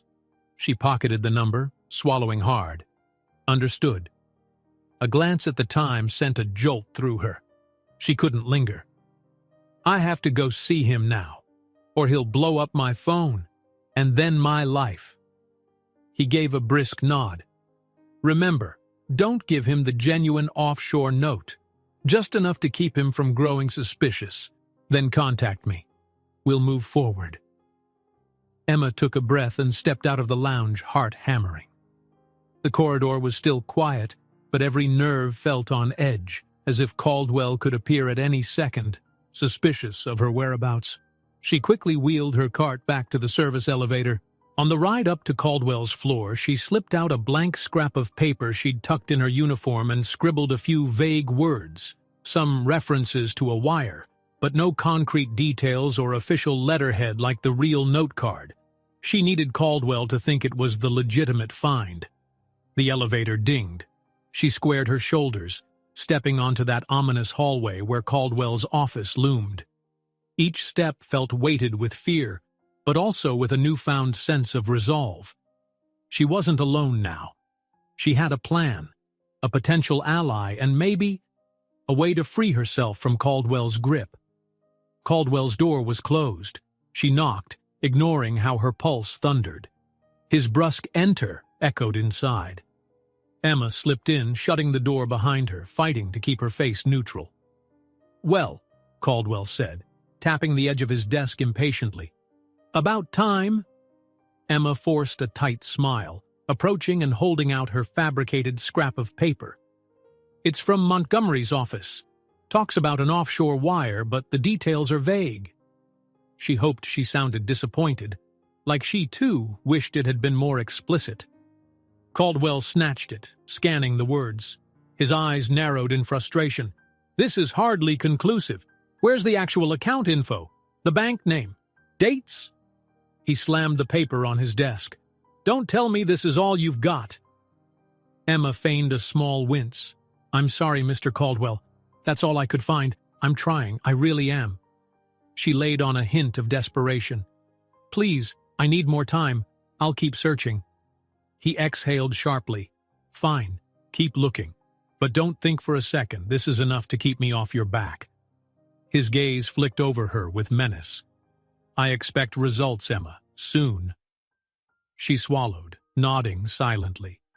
Now get out, he spat, crumpling the paper. And don't fail me again. Emma left, clutching the real note card in her apron. Her entire body trembled once she was safely in the corridor, but she also felt a flicker of triumph. She'd fooled him, at least for now. She had time to set the next phase in motion. As she walked away, her phone vibrated. She glanced at the screen. A text from an unknown number. Meeting with Montgomery arranged. Tomorrow evening, after hours, near his private parking level. We'll be there to protect you. Be ready. Emma's breath caught. Her hands quivered around the phone. Tomorrow night, she'd have to gather her courage and face Ethan Montgomery with this unbelievable story, hoping he'd believe her. If he didn't, she could lose everything. But for the first time in days, a spark of hope glimmered. Perhaps she was no longer a pawn in Caldwell's game. Perhaps she was about to become the catalyst that would bring him down. The hours crept by in a blur of tension. Each time Emma pushed her cleaning cart through the gleaming corridors of Sterling Tower, she felt the weight of tomorrow's looming confrontation. She tried to carry on as usual, scrubbing floors and washing windows, all while her mind rehearsed the conversation she would soon have with Ethan Montgomery. How could she explain the blackmail, the offshore note, and her secret ally, without sounding like a conspirator herself? By late afternoon, Emma caught a glimpse of Mr. Montgomery stepping into an elevator with a group of suited executives. He was animated, talking in hushed tones, his expression pinched with stress. She nearly froze. Should she approach him now? No. The plan was set for tomorrow night, and she feared Caldwell's watchful eyes might be lurking. Better to stick to the arrangement. That evening she clocked out in a haze. While other employees exchanged casual goodbyes, she hurried to the lower-level locker room, changed out of her uniform, and left the tower. The sunset cast an orange glow over the city's skyscrapers. But Emma barely noticed. She just wanted to get home, hold her children, and steady her nerves for what was to come. The next day felt like an eternity. Emma forced herself to go through the motions, morning chores with the twins, dropping them off with Mrs. Hennessy again, then heading into Sterling Tower. She dodged Caldwell for most of the morning, which wasn't too difficult. He seemed busy or absent, likely orchestrating more hidden moves to sabotage Ethan's merger. Shortly after lunch, her phone buzzed. Another message from that unknown ally. Montgomery will meet us on B4. Private parking 7 p.m. after the rest of the staff is gone. I'll be there. Bring the original offshore note. He has to see it with his own eyes. Emma's hands shook as she read it. B4 was a secured parking level mostly reserved for top executives. She swallowed. This was it. She'd show Ethan Montgomery the note, proof that Caldwell wanted to weaponize it, and confess how Caldwell had forced her into spying. She prayed Ethan wouldn't have her arrested on the spot. All afternoon she counted down the hours. She ducked inside a restroom around 6:30, changed into her jacket, and slipped the note card into her bag. The building was quieting down. Many employees had already left. Perfect timing. Heart pounding, she made her way to the service elevator that went down to B4. When the doors opened, she stepped into a dimly lit parking area with sleek cars arranged in designated executive slots. A few scattered overhead lights cast harsh shadows on the concrete pillars. Emma's breath clouded in the chilly air. No sign of Ethan or the ally yet. Clutching her phone, she inched forward, scanning every corner. "Hello?" she called softly, her voice echoing off the concrete walls. A figure emerged from behind a pillar, the young man who had revealed himself as her mysterious caller. He lifted a hand in greeting, glancing around with caution. Emma's heart twinged, relieved not to be alone in this silent place. "Is he here?" she asked, voice hushed. "Not yet," the ally said. He said he'd come alone, no security detail, to keep things discreet. He offered a tight smile. Thanks for showing up. This is a big risk. Emma nodded. I don't have a choice. Caldwell won't stop until he destroys Mr. Montgomery, or me. She rubbed her arms against the cold, eyes flicking to the elevator bank at the far side of the parking area. Do you really think Montgomery will believe us? Before the ally could answer, the distant sound of an engine approached. Headlights swept across the concrete, and a sleek black car pulled into the level. The driver's door opened, and Ethan Montgomery himself stepped out, wearing a long overcoat, his expression wary. Emma's stomach flipped. This was the first time she'd seen him outside the tower's business hours, outside his usual polished context. He approached slowly, eyes darting between Emma and the ally. I take it one of you is the reason for the urgent message, he said, voice taut. Yes, sir, Emma managed. She swallowed her nerves, stepping forward. Please, thank you for coming. I know how strange this must seem, but there's something you need to see. Montgomery glanced at the ally.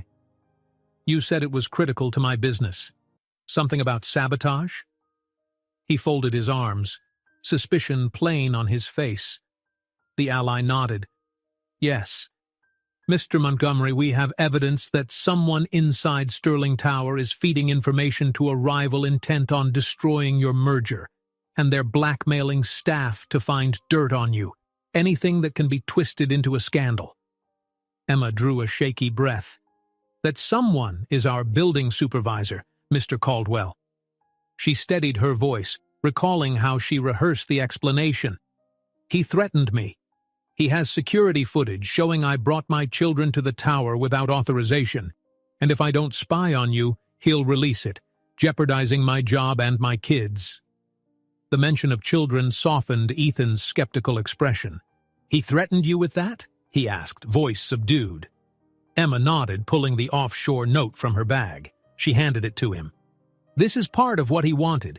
It's a note about an offshore wire transfer, something that might look suspicious to outsiders if taken out of context.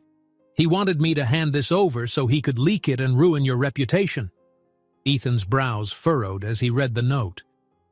It's a legitimate instruction regarding a secondary bank account for the merger. Perfectly legal, but easily misrepresented, he murmured. He exhaled slowly, anger flickering in his eyes. Where did you find it? In your lounge, Emma admitted. It must have fallen behind a chair.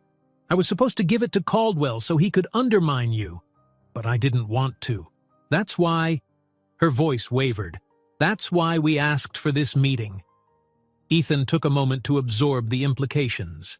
His gaze shifted to the ally. You said you have more proof? The ally nodded, pulling out his phone. I've been tracking Caldwell's communications. He's using burner phones, meeting with a partner from a rival firm.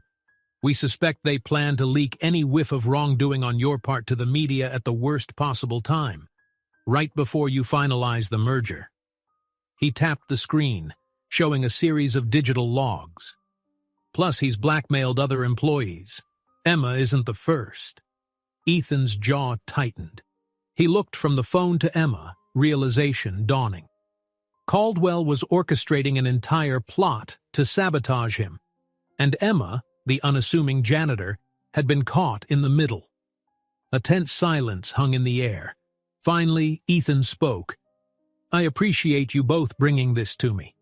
I can't say I'm not angry that it got this far, but Caldwell's manipulations clearly run deep.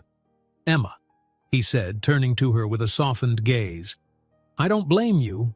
A mother protecting her children, no one should face that choice. Relief coursed through Emma. Tears pricked the corners of her eyes, though she fought to keep composure. Thank you, she whispered. I really am sorry I went along with it even for a moment. Ethan waved a dismissive hand.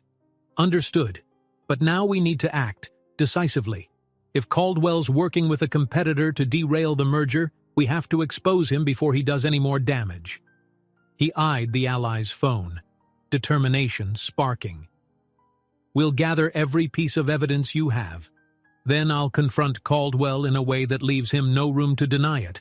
Let him try to leak this nonsense about offshore wires. I'll show our board the full context along with proof of his conspiracy." Emma's ally nodded. "We can record a final nail in the coffin if we catch Caldwell meeting with his partner again. Rumor says they plan to meet next week off-site. We might intercept that. Or, Mr. Montgomery, if you have the authority to check Caldwell's office or personal devices." Ethan shook his head.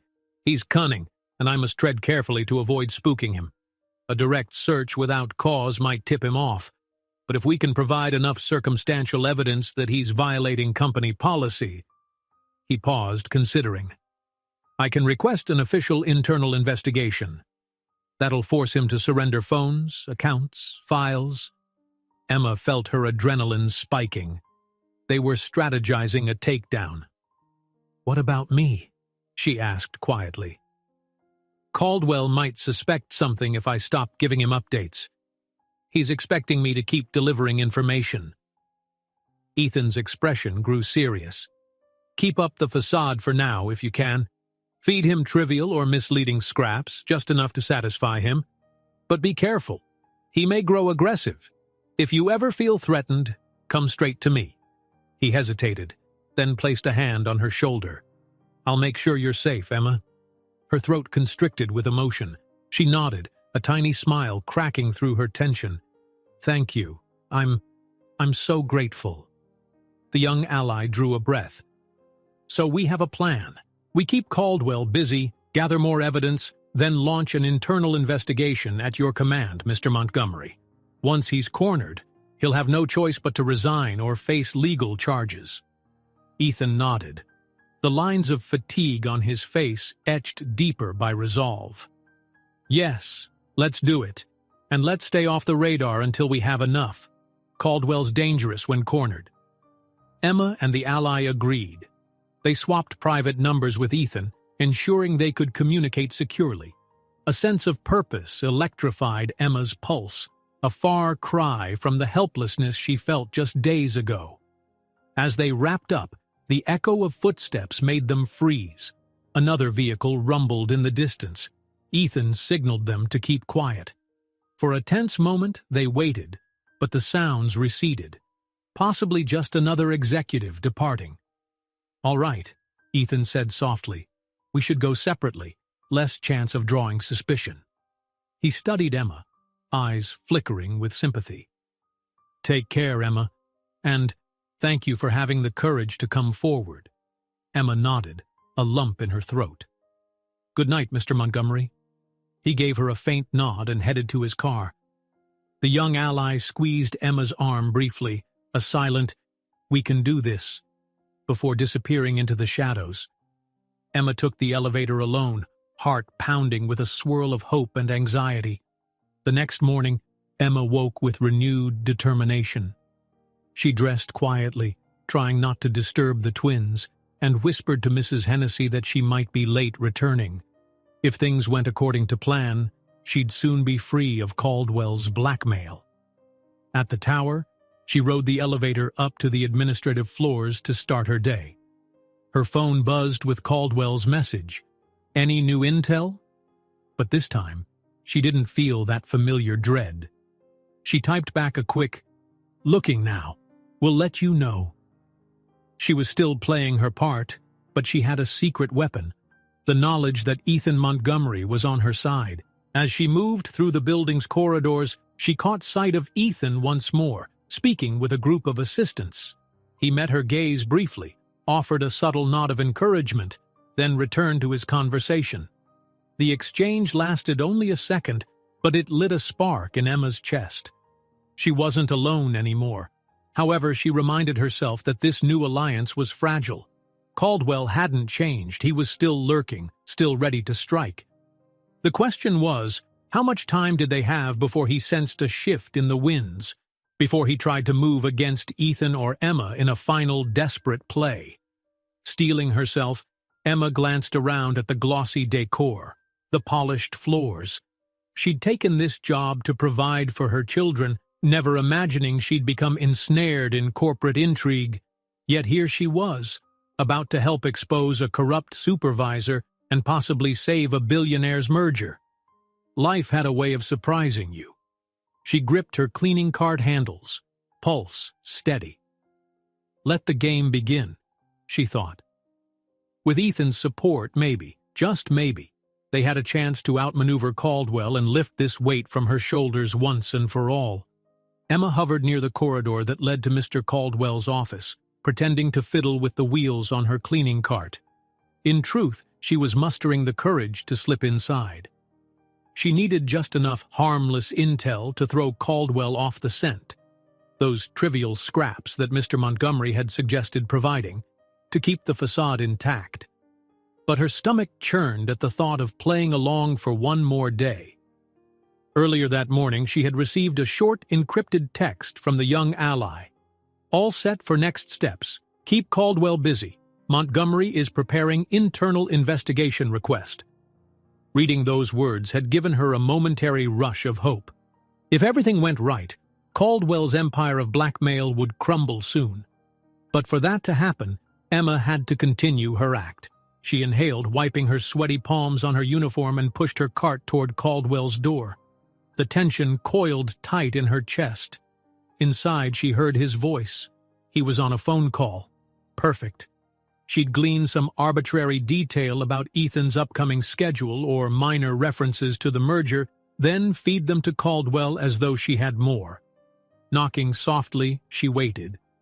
Caldwell's muffled baritone paused, and he snapped, "Yes, come in."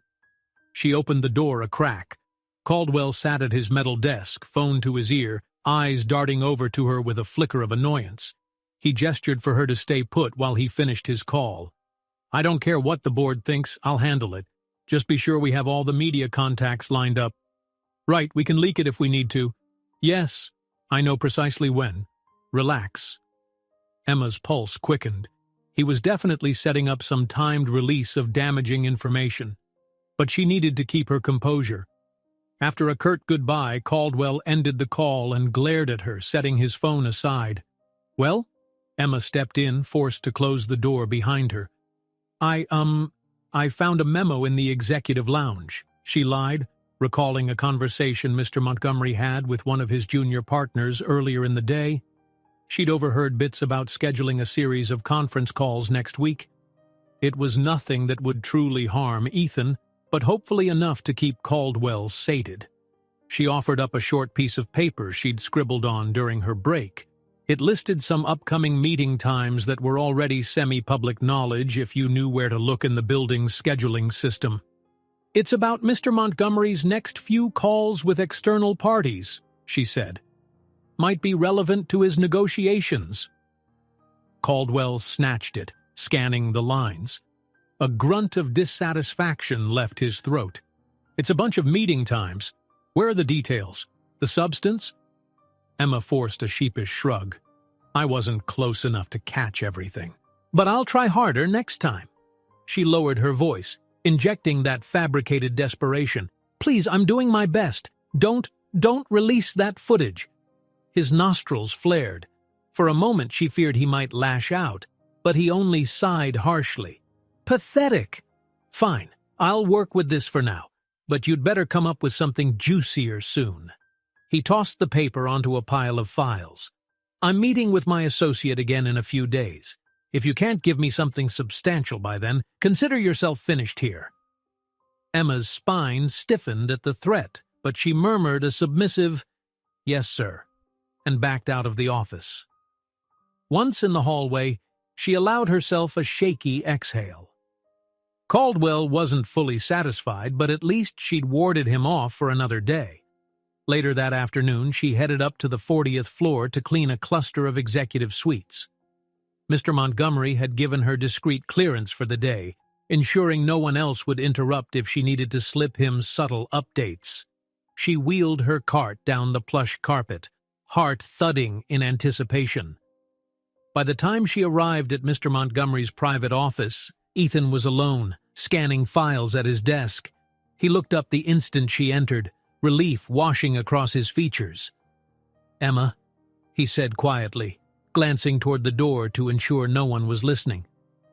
Everything all right?" She nodded, rolling her cart inside and gently closing the door behind her. "Yes, though Caldwell's pressing harder," she whispered. She related how he demanded more substantial evidence soon, and how he was planning another meeting with his unnamed partner in a few days. Ethan's jaw clenched.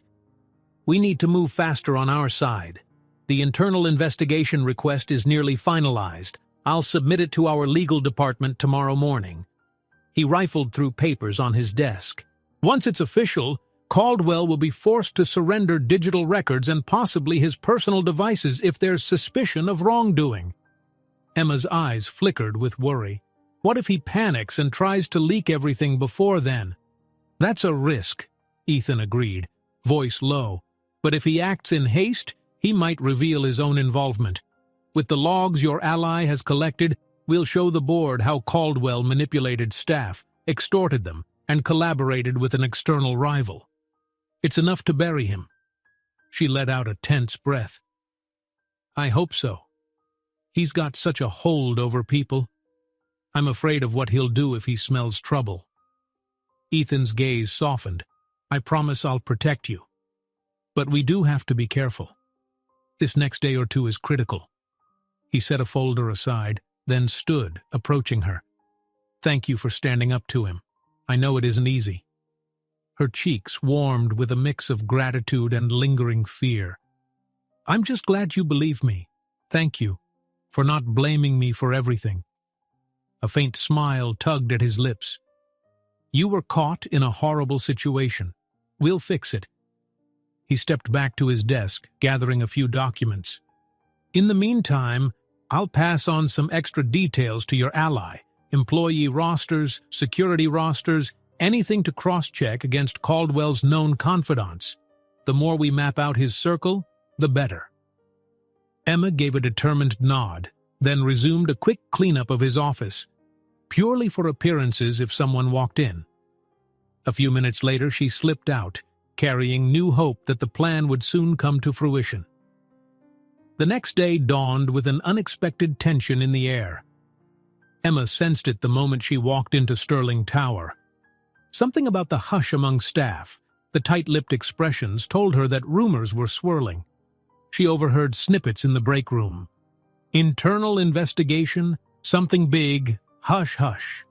Her chest tightened with both excitement and dread. Ethan must have submitted the request. Midway through her shift, she received a cryptic text from the ally. "Investigation is official. Caldwell might catch wind soon. Be extra cautious." That warning proved timely. Less than an hour later, Emma was refilling supplies in a hallway closet when Caldwell burst in, face flushed with anger. He grabbed her arm roughly, dragging her to a corner. She nearly yelped at his iron grip. "What's this I hear about an internal audit?" Caldwell snarled, voice low but furious. "I just got a heads up from someone in legal. Montgomery's investigating possible sabotage or security breaches. You wouldn't happen to know anything about that, would you?" Emma's heart hammered. "No, sir, no!" she lied, eyes wide in feigned alarm. "I only do cleaning. I have no idea what management is doing." He glared at her, face twisted. "Don't you dare lie to me. I've been hearing rumors that your buddy Montgomery is cracking down on staff. So help me. If you're feeding him intel about me, I'll have your kids." Emma pulled her arm free, terrified, yet defiant. "I'm not feeding him anything, I swear. All I know is the normal office chatter, that there's some internal investigation going on." Caldwell's expression was toxic, a furious glint in his eyes. "I'm watching you, Carter. Don't forget I have that footage. If you even think about double-crossing me, your life is over." Then he stormed out, leaving Emma trembling. She pressed a hand to her racing heart, cursing how close they were to the tipping point.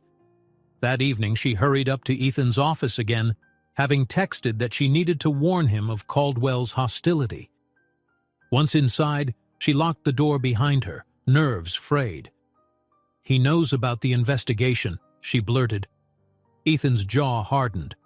"I suspected he'd learn of it eventually, but not this soon. That means we have to accelerate. The legal team is preparing to freeze Caldwell's access to certain files. Once that happens, He might act out of desperation. Emma clutched her cleaning cart for support.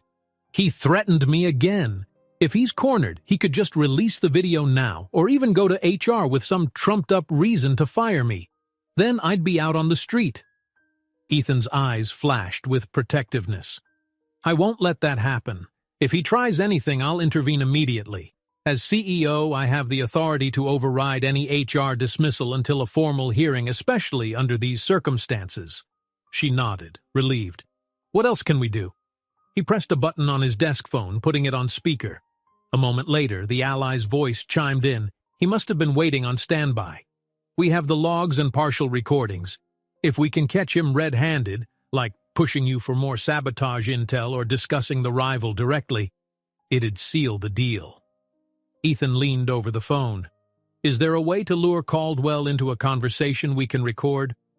The ally hesitated. Well, there's that meeting with his partner, but we don't know the exact time or place yet, just that it's soon. If Emma can get Caldwell to mention it, or even better, confirm location details, we could set up a sting. Emma gulped. The idea of tricking Caldwell on tape terrified her. But if it ended his reign of terror, maybe it was worth it. I'll try, she said shakily. He wants me to keep providing intel. I'll pretend I came across something about you scheduling an out-of-town conference or something. That might prompt him to mention his partner meeting plans. Ethan glanced at her with empathy. It's a gamble, but it might be our best shot. He straightened, picking up a small pen-like device from a drawer. This is a discrete recorder. It can catch audio within about 6 feet. If you carry it in your apron or pocket, Caldwell's voice should be audible. Emma stared at the device, pulse pounding. You're sure I won't get caught with this? We'll hope not, Ethan said, pressing the device into her palm. All you have to do is tap this small button and it starts recording. The memory can hold several hours of audio. Once you're done, bring it back to me. She let out a trembling breath. All right, I'll do it. Her phone buzzed at that moment. A message from Caldwell. She read it silently. New lead from my partner. Meet me in my office in 10. I expect real details this time. Emma showed the phone to Ethan, her face blanching. He wants me now. This might be the moment to record him. Ethan nodded firmly. Yes, if you can safely get him talking about his partner's involvement, his plan to sabotage me, everything will fall into place. She pocketed the recorder, trying to hide her shaking hands. Okay, she whispered. I'll go. Ethan escorted her to the office door, lowering his voice. Good luck. Remember, if anything goes wrong, call me immediately. She stepped into the hallway, heart in her throat. This was it, the chance to catch Caldwell incriminating himself. She had never imagined that cleaning floors would lead her to espionage tactics and covert recordings. But if it freed her from blackmail, protected her children, and aided Ethan, she would do it. The elevator ride to Caldwell's floor felt like an eternity. She could almost see his livid expression behind the doors, waiting to pounce. As she exited, the corridor stretched out emptily, the air thick with foreboding. Emma took a moment to compose herself, to remind herself she was no longer alone in this fight. Knocking on Caldwell's door, she quickly tapped the recorder button in her pocket. The device vibrated subtly against her fingers, indicating it was on. She prayed she'd positioned it well enough. Caldwell's voice barked from inside. Come! Emma entered, forcing a neutral face. Caldwell sat behind his desk, phone in hand, that smug sneer etched into his features. You're late, he said in a dangerously low tone. I hope you have something worthwhile this time. Her stomach flipped, but she remembered Ethan's instructions. Feed Caldwell a believable tidbit. Prompt him to reveal more. She took a shaky step forward, swallowing the knot in her throat. Mr. Caldwell, I might have found a clue about Mr. Montgomery's travel schedule, something about him planning a trip early next week, maybe to finalize the merger abroad. Caldwell's eyes gleamed with interest. Abroad, you say? Finally, something concrete. He leaned forward, tapping a pen on the desk. Tell me more. Did you see any location details, or is it just speculation? Emma inched closer, trying to sound uncertain. I'm not sure of the exact city, but it's definitely outside the country. He's meeting potential investors. She paused, taking a breath. Would that help you and your partner sabotage him? She almost cringed at her own directness, but Caldwell didn't bat an eye. Instead, he smirked. It might. If we leak his offshore dealings just before he leaves, he'll have no time to manage the fallout. His investors will panic. Caldwell's laugh was short and cruel. That's perfect. My associate will be delighted. Emma's heartbeat thundered. He was basically confessing, on tape. Summoning her courage, she asked, Is that the associate you meet sometimes? The one who wants to ruin Mr. Montgomery? Yes, Caldwell growled impatiently. He's from a competitor. We stand to profit immensely if Montgomery's merger collapses. Now that an official investigation is poking around, we need to move fast. He snatched his phone. We'll coordinate a final push to bury Montgomery. Once I confirm the data from you, his exact timeline, I'll pass it on. Then we leak everything, offshore speculation, forging evidence if needed. We'll even slip it to certain unscrupulous reporters I know. Emma's insides churned, but she forced an intrigued nod as though she approved. That's a big plan. You really think it'll ruin him entirely? Caldwell barked a humorless laugh. Absolutely. He'll be too busy defending himself against allegations of illegal transactions to finalize any merger. He peered at her suspiciously. But don't you get any ideas about double-crossing me? I remember what you did with those kids. One click, and that footage circulates. Understood? Emma swallowed, nodding shakily. I understand. He glowered, seemingly satisfied. Good. Now get back to work. We'll talk again tomorrow. I'll expect details on Montgomery's travel, or else... He left the threat hanging.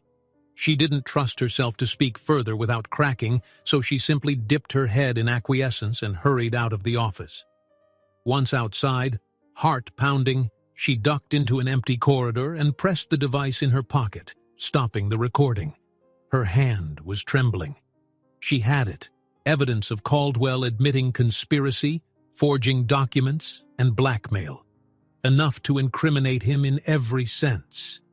And it was all on tape, ready for Ethan Montgomery and the legal team. Emma exhaled a slow, shaky breath. They were so close to victory, but the final steps would be the most dangerous. Caldwell suspected something was off.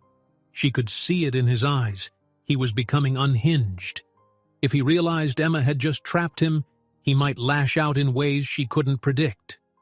Clutching the small recorder, Emma rushed to find a secure place to call Ethan or her ally and tell them they had the smoking gun. The end game had arrived.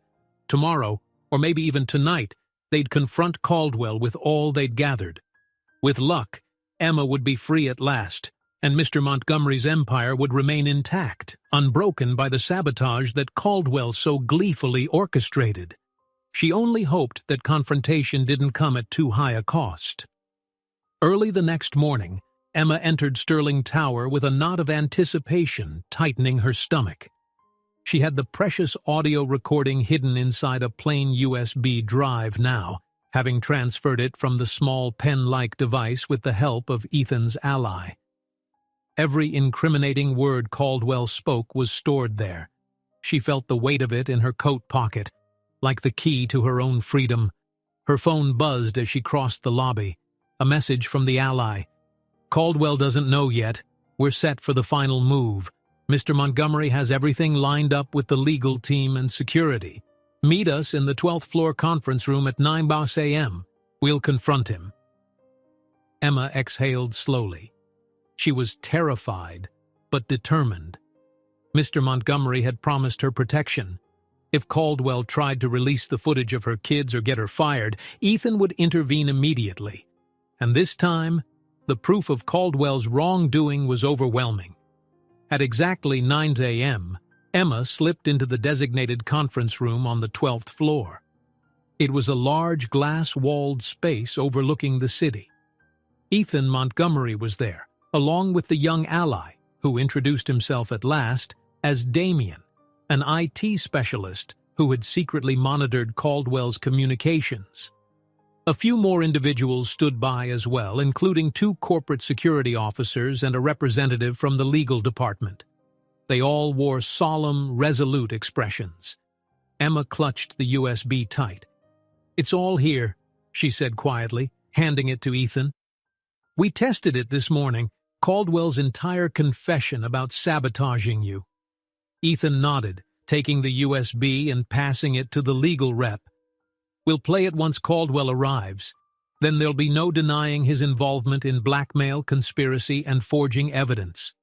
He glanced at Emma with a small, reassuring smile. "Remember, no matter how he reacts, you're under my protection now." She managed a tight nod, heart pounding. Damien gestured to a sleek conference table. "Let's take our seats before he shows up. Mr. Montgomery told Caldwell there was an important meeting he needed to attend. No details given. That should get him here without raising suspicion." They settled around the table. Emma's palms grew clammy, a swirl of anxiety and relief. It was almost over. She thought of Liam and Sophie at home with Mrs. Hennessy, thankful they had no idea how intense the day would be.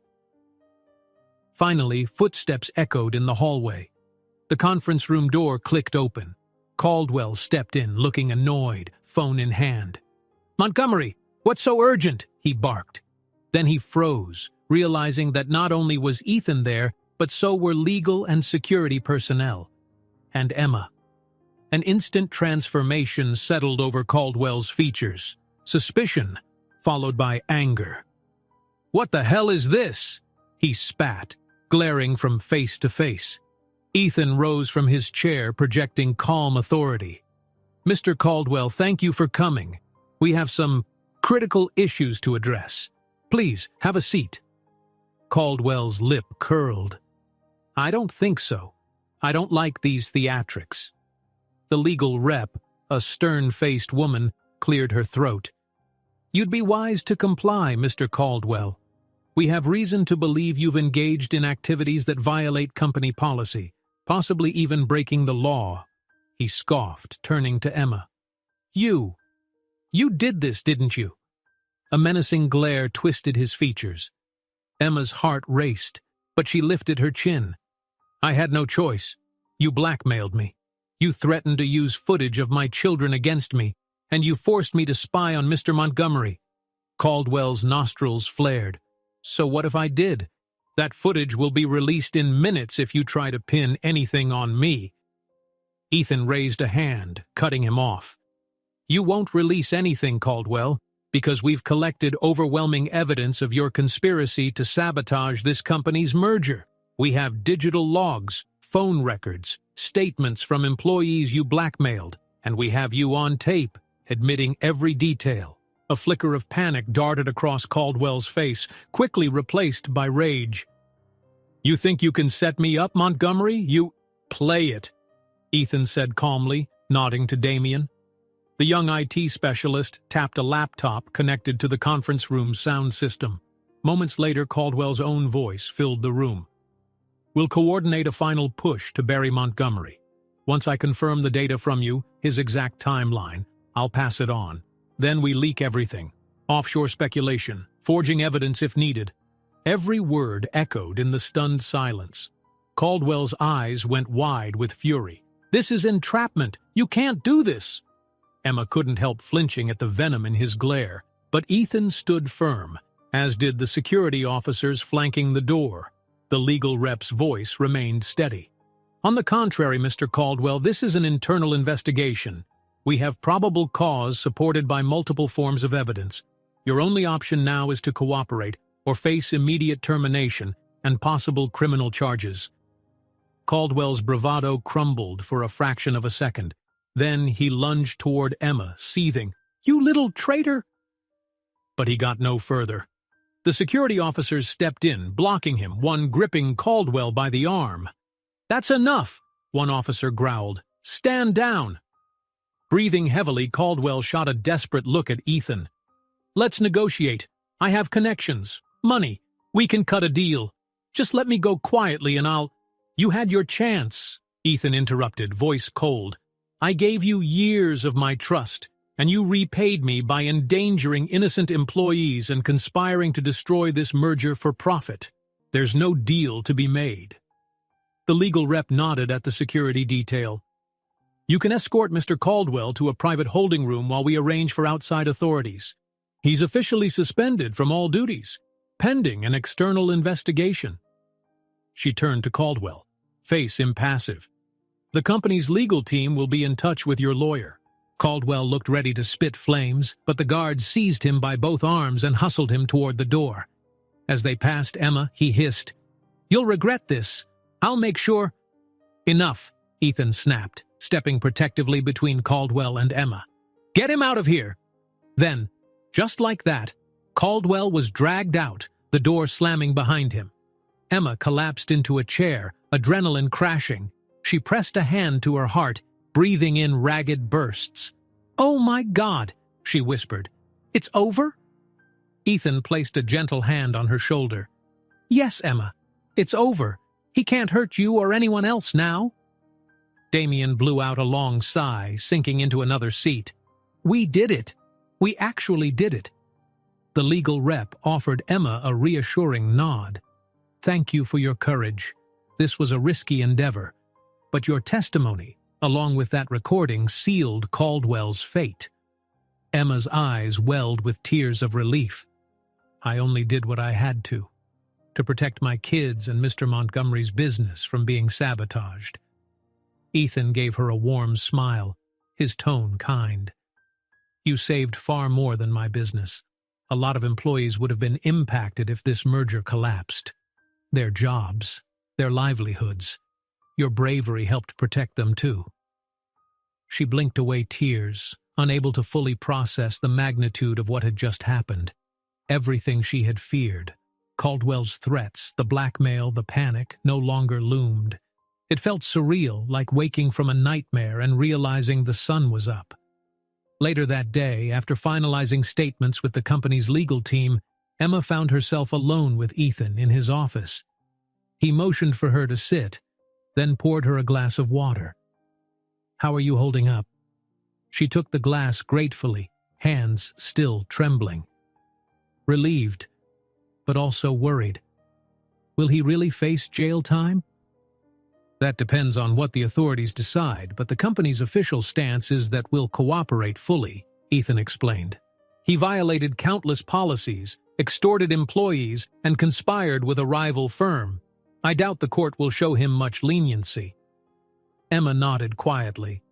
She sipped the water, eyes wandering across the opulent office she'd once feared entering. Now, it almost felt like a safe haven. "What about me? I've broken some rules too," she admitted. "I did bring my kids into the building without permission." Ethan gently shook his head. "Emma, that's a minor policy infraction at worst. Under the circumstances, I can override any disciplinary action, especially given the nature of Caldwell's blackmail. And frankly, after everything you've done to protect the company, you're not in trouble." Her shoulders sagged with relief.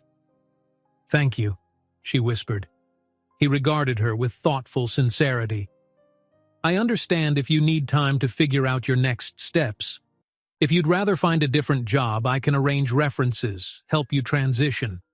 But if you want to stay here, I'd be honored to have someone as resourceful and loyal as you on the team." Emma was taken aback. "You mean you'd let me keep working here, even after all that happened?" "More than that.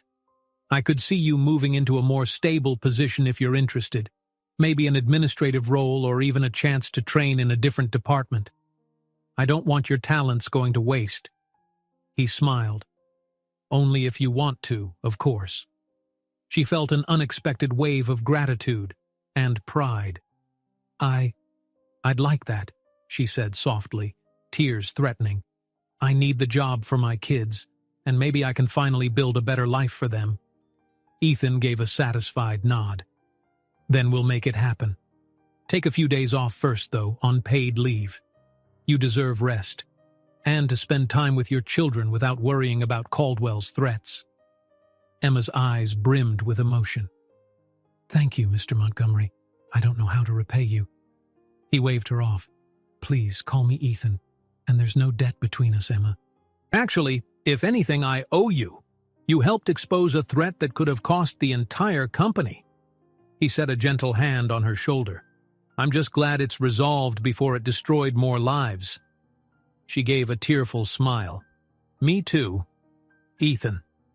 That evening, Emma returned to her modest apartment, but she carried herself differently.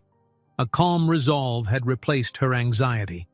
She opened the door to find Liam and Sophie huddled over a puzzle, Mrs. Hennessy smiling from the kitchen. Seeing Emma's glowing expression, the neighbor tilted her head curiously. "Something good happened today?" Emma knelt beside her children, wrapping them in a fierce hug. "You have no idea," she whispered. "Everything's okay now. We're safe." The twins giggled, hugging her back in confusion. Emma laughed through tears, pressing kisses onto their little foreheads. For the first time in weeks, months even, she felt the crushing weight lifted. Caldwell's blackmail was over. Her job was secure. And Ethan Montgomery had not only forgiven her for the forced spying, but offered a chance at real growth and stability. "Mommy's free," she murmured against Sophie's hair, closing her eyes with gratitude. "We're all free." She made them a simple dinner, chatting animatedly with Liam and Sophie about their day. Then, after tucking them into bed, she sat on her couch and gazed at the city lights through the window.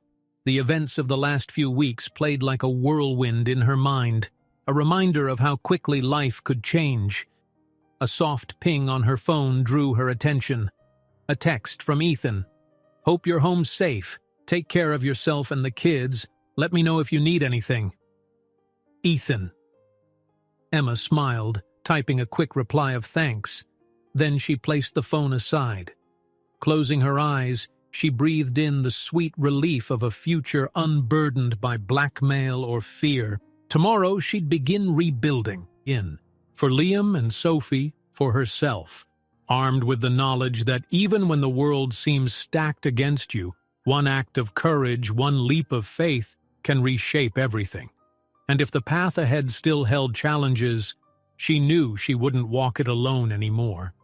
So we've reached the end of today's story. If you enjoyed it, don't forget to leave us a thumbs up. I'd love to read your comments. Every day, we go through your wonderful messages, and they mean the world to us. The biggest reward for us is knowing we can keep you company with these narratives, sparking reflections that help us all grow as human beings. Lastly, I invite you to subscribe here to Narrated Words and activate the notification bell if you haven't yet, so you never miss one of our stories. You can also share them with your loved ones. We love being here with you, and we send you our warmest blessings. If you enjoyed this story, don't miss the next one. Just click on the screen.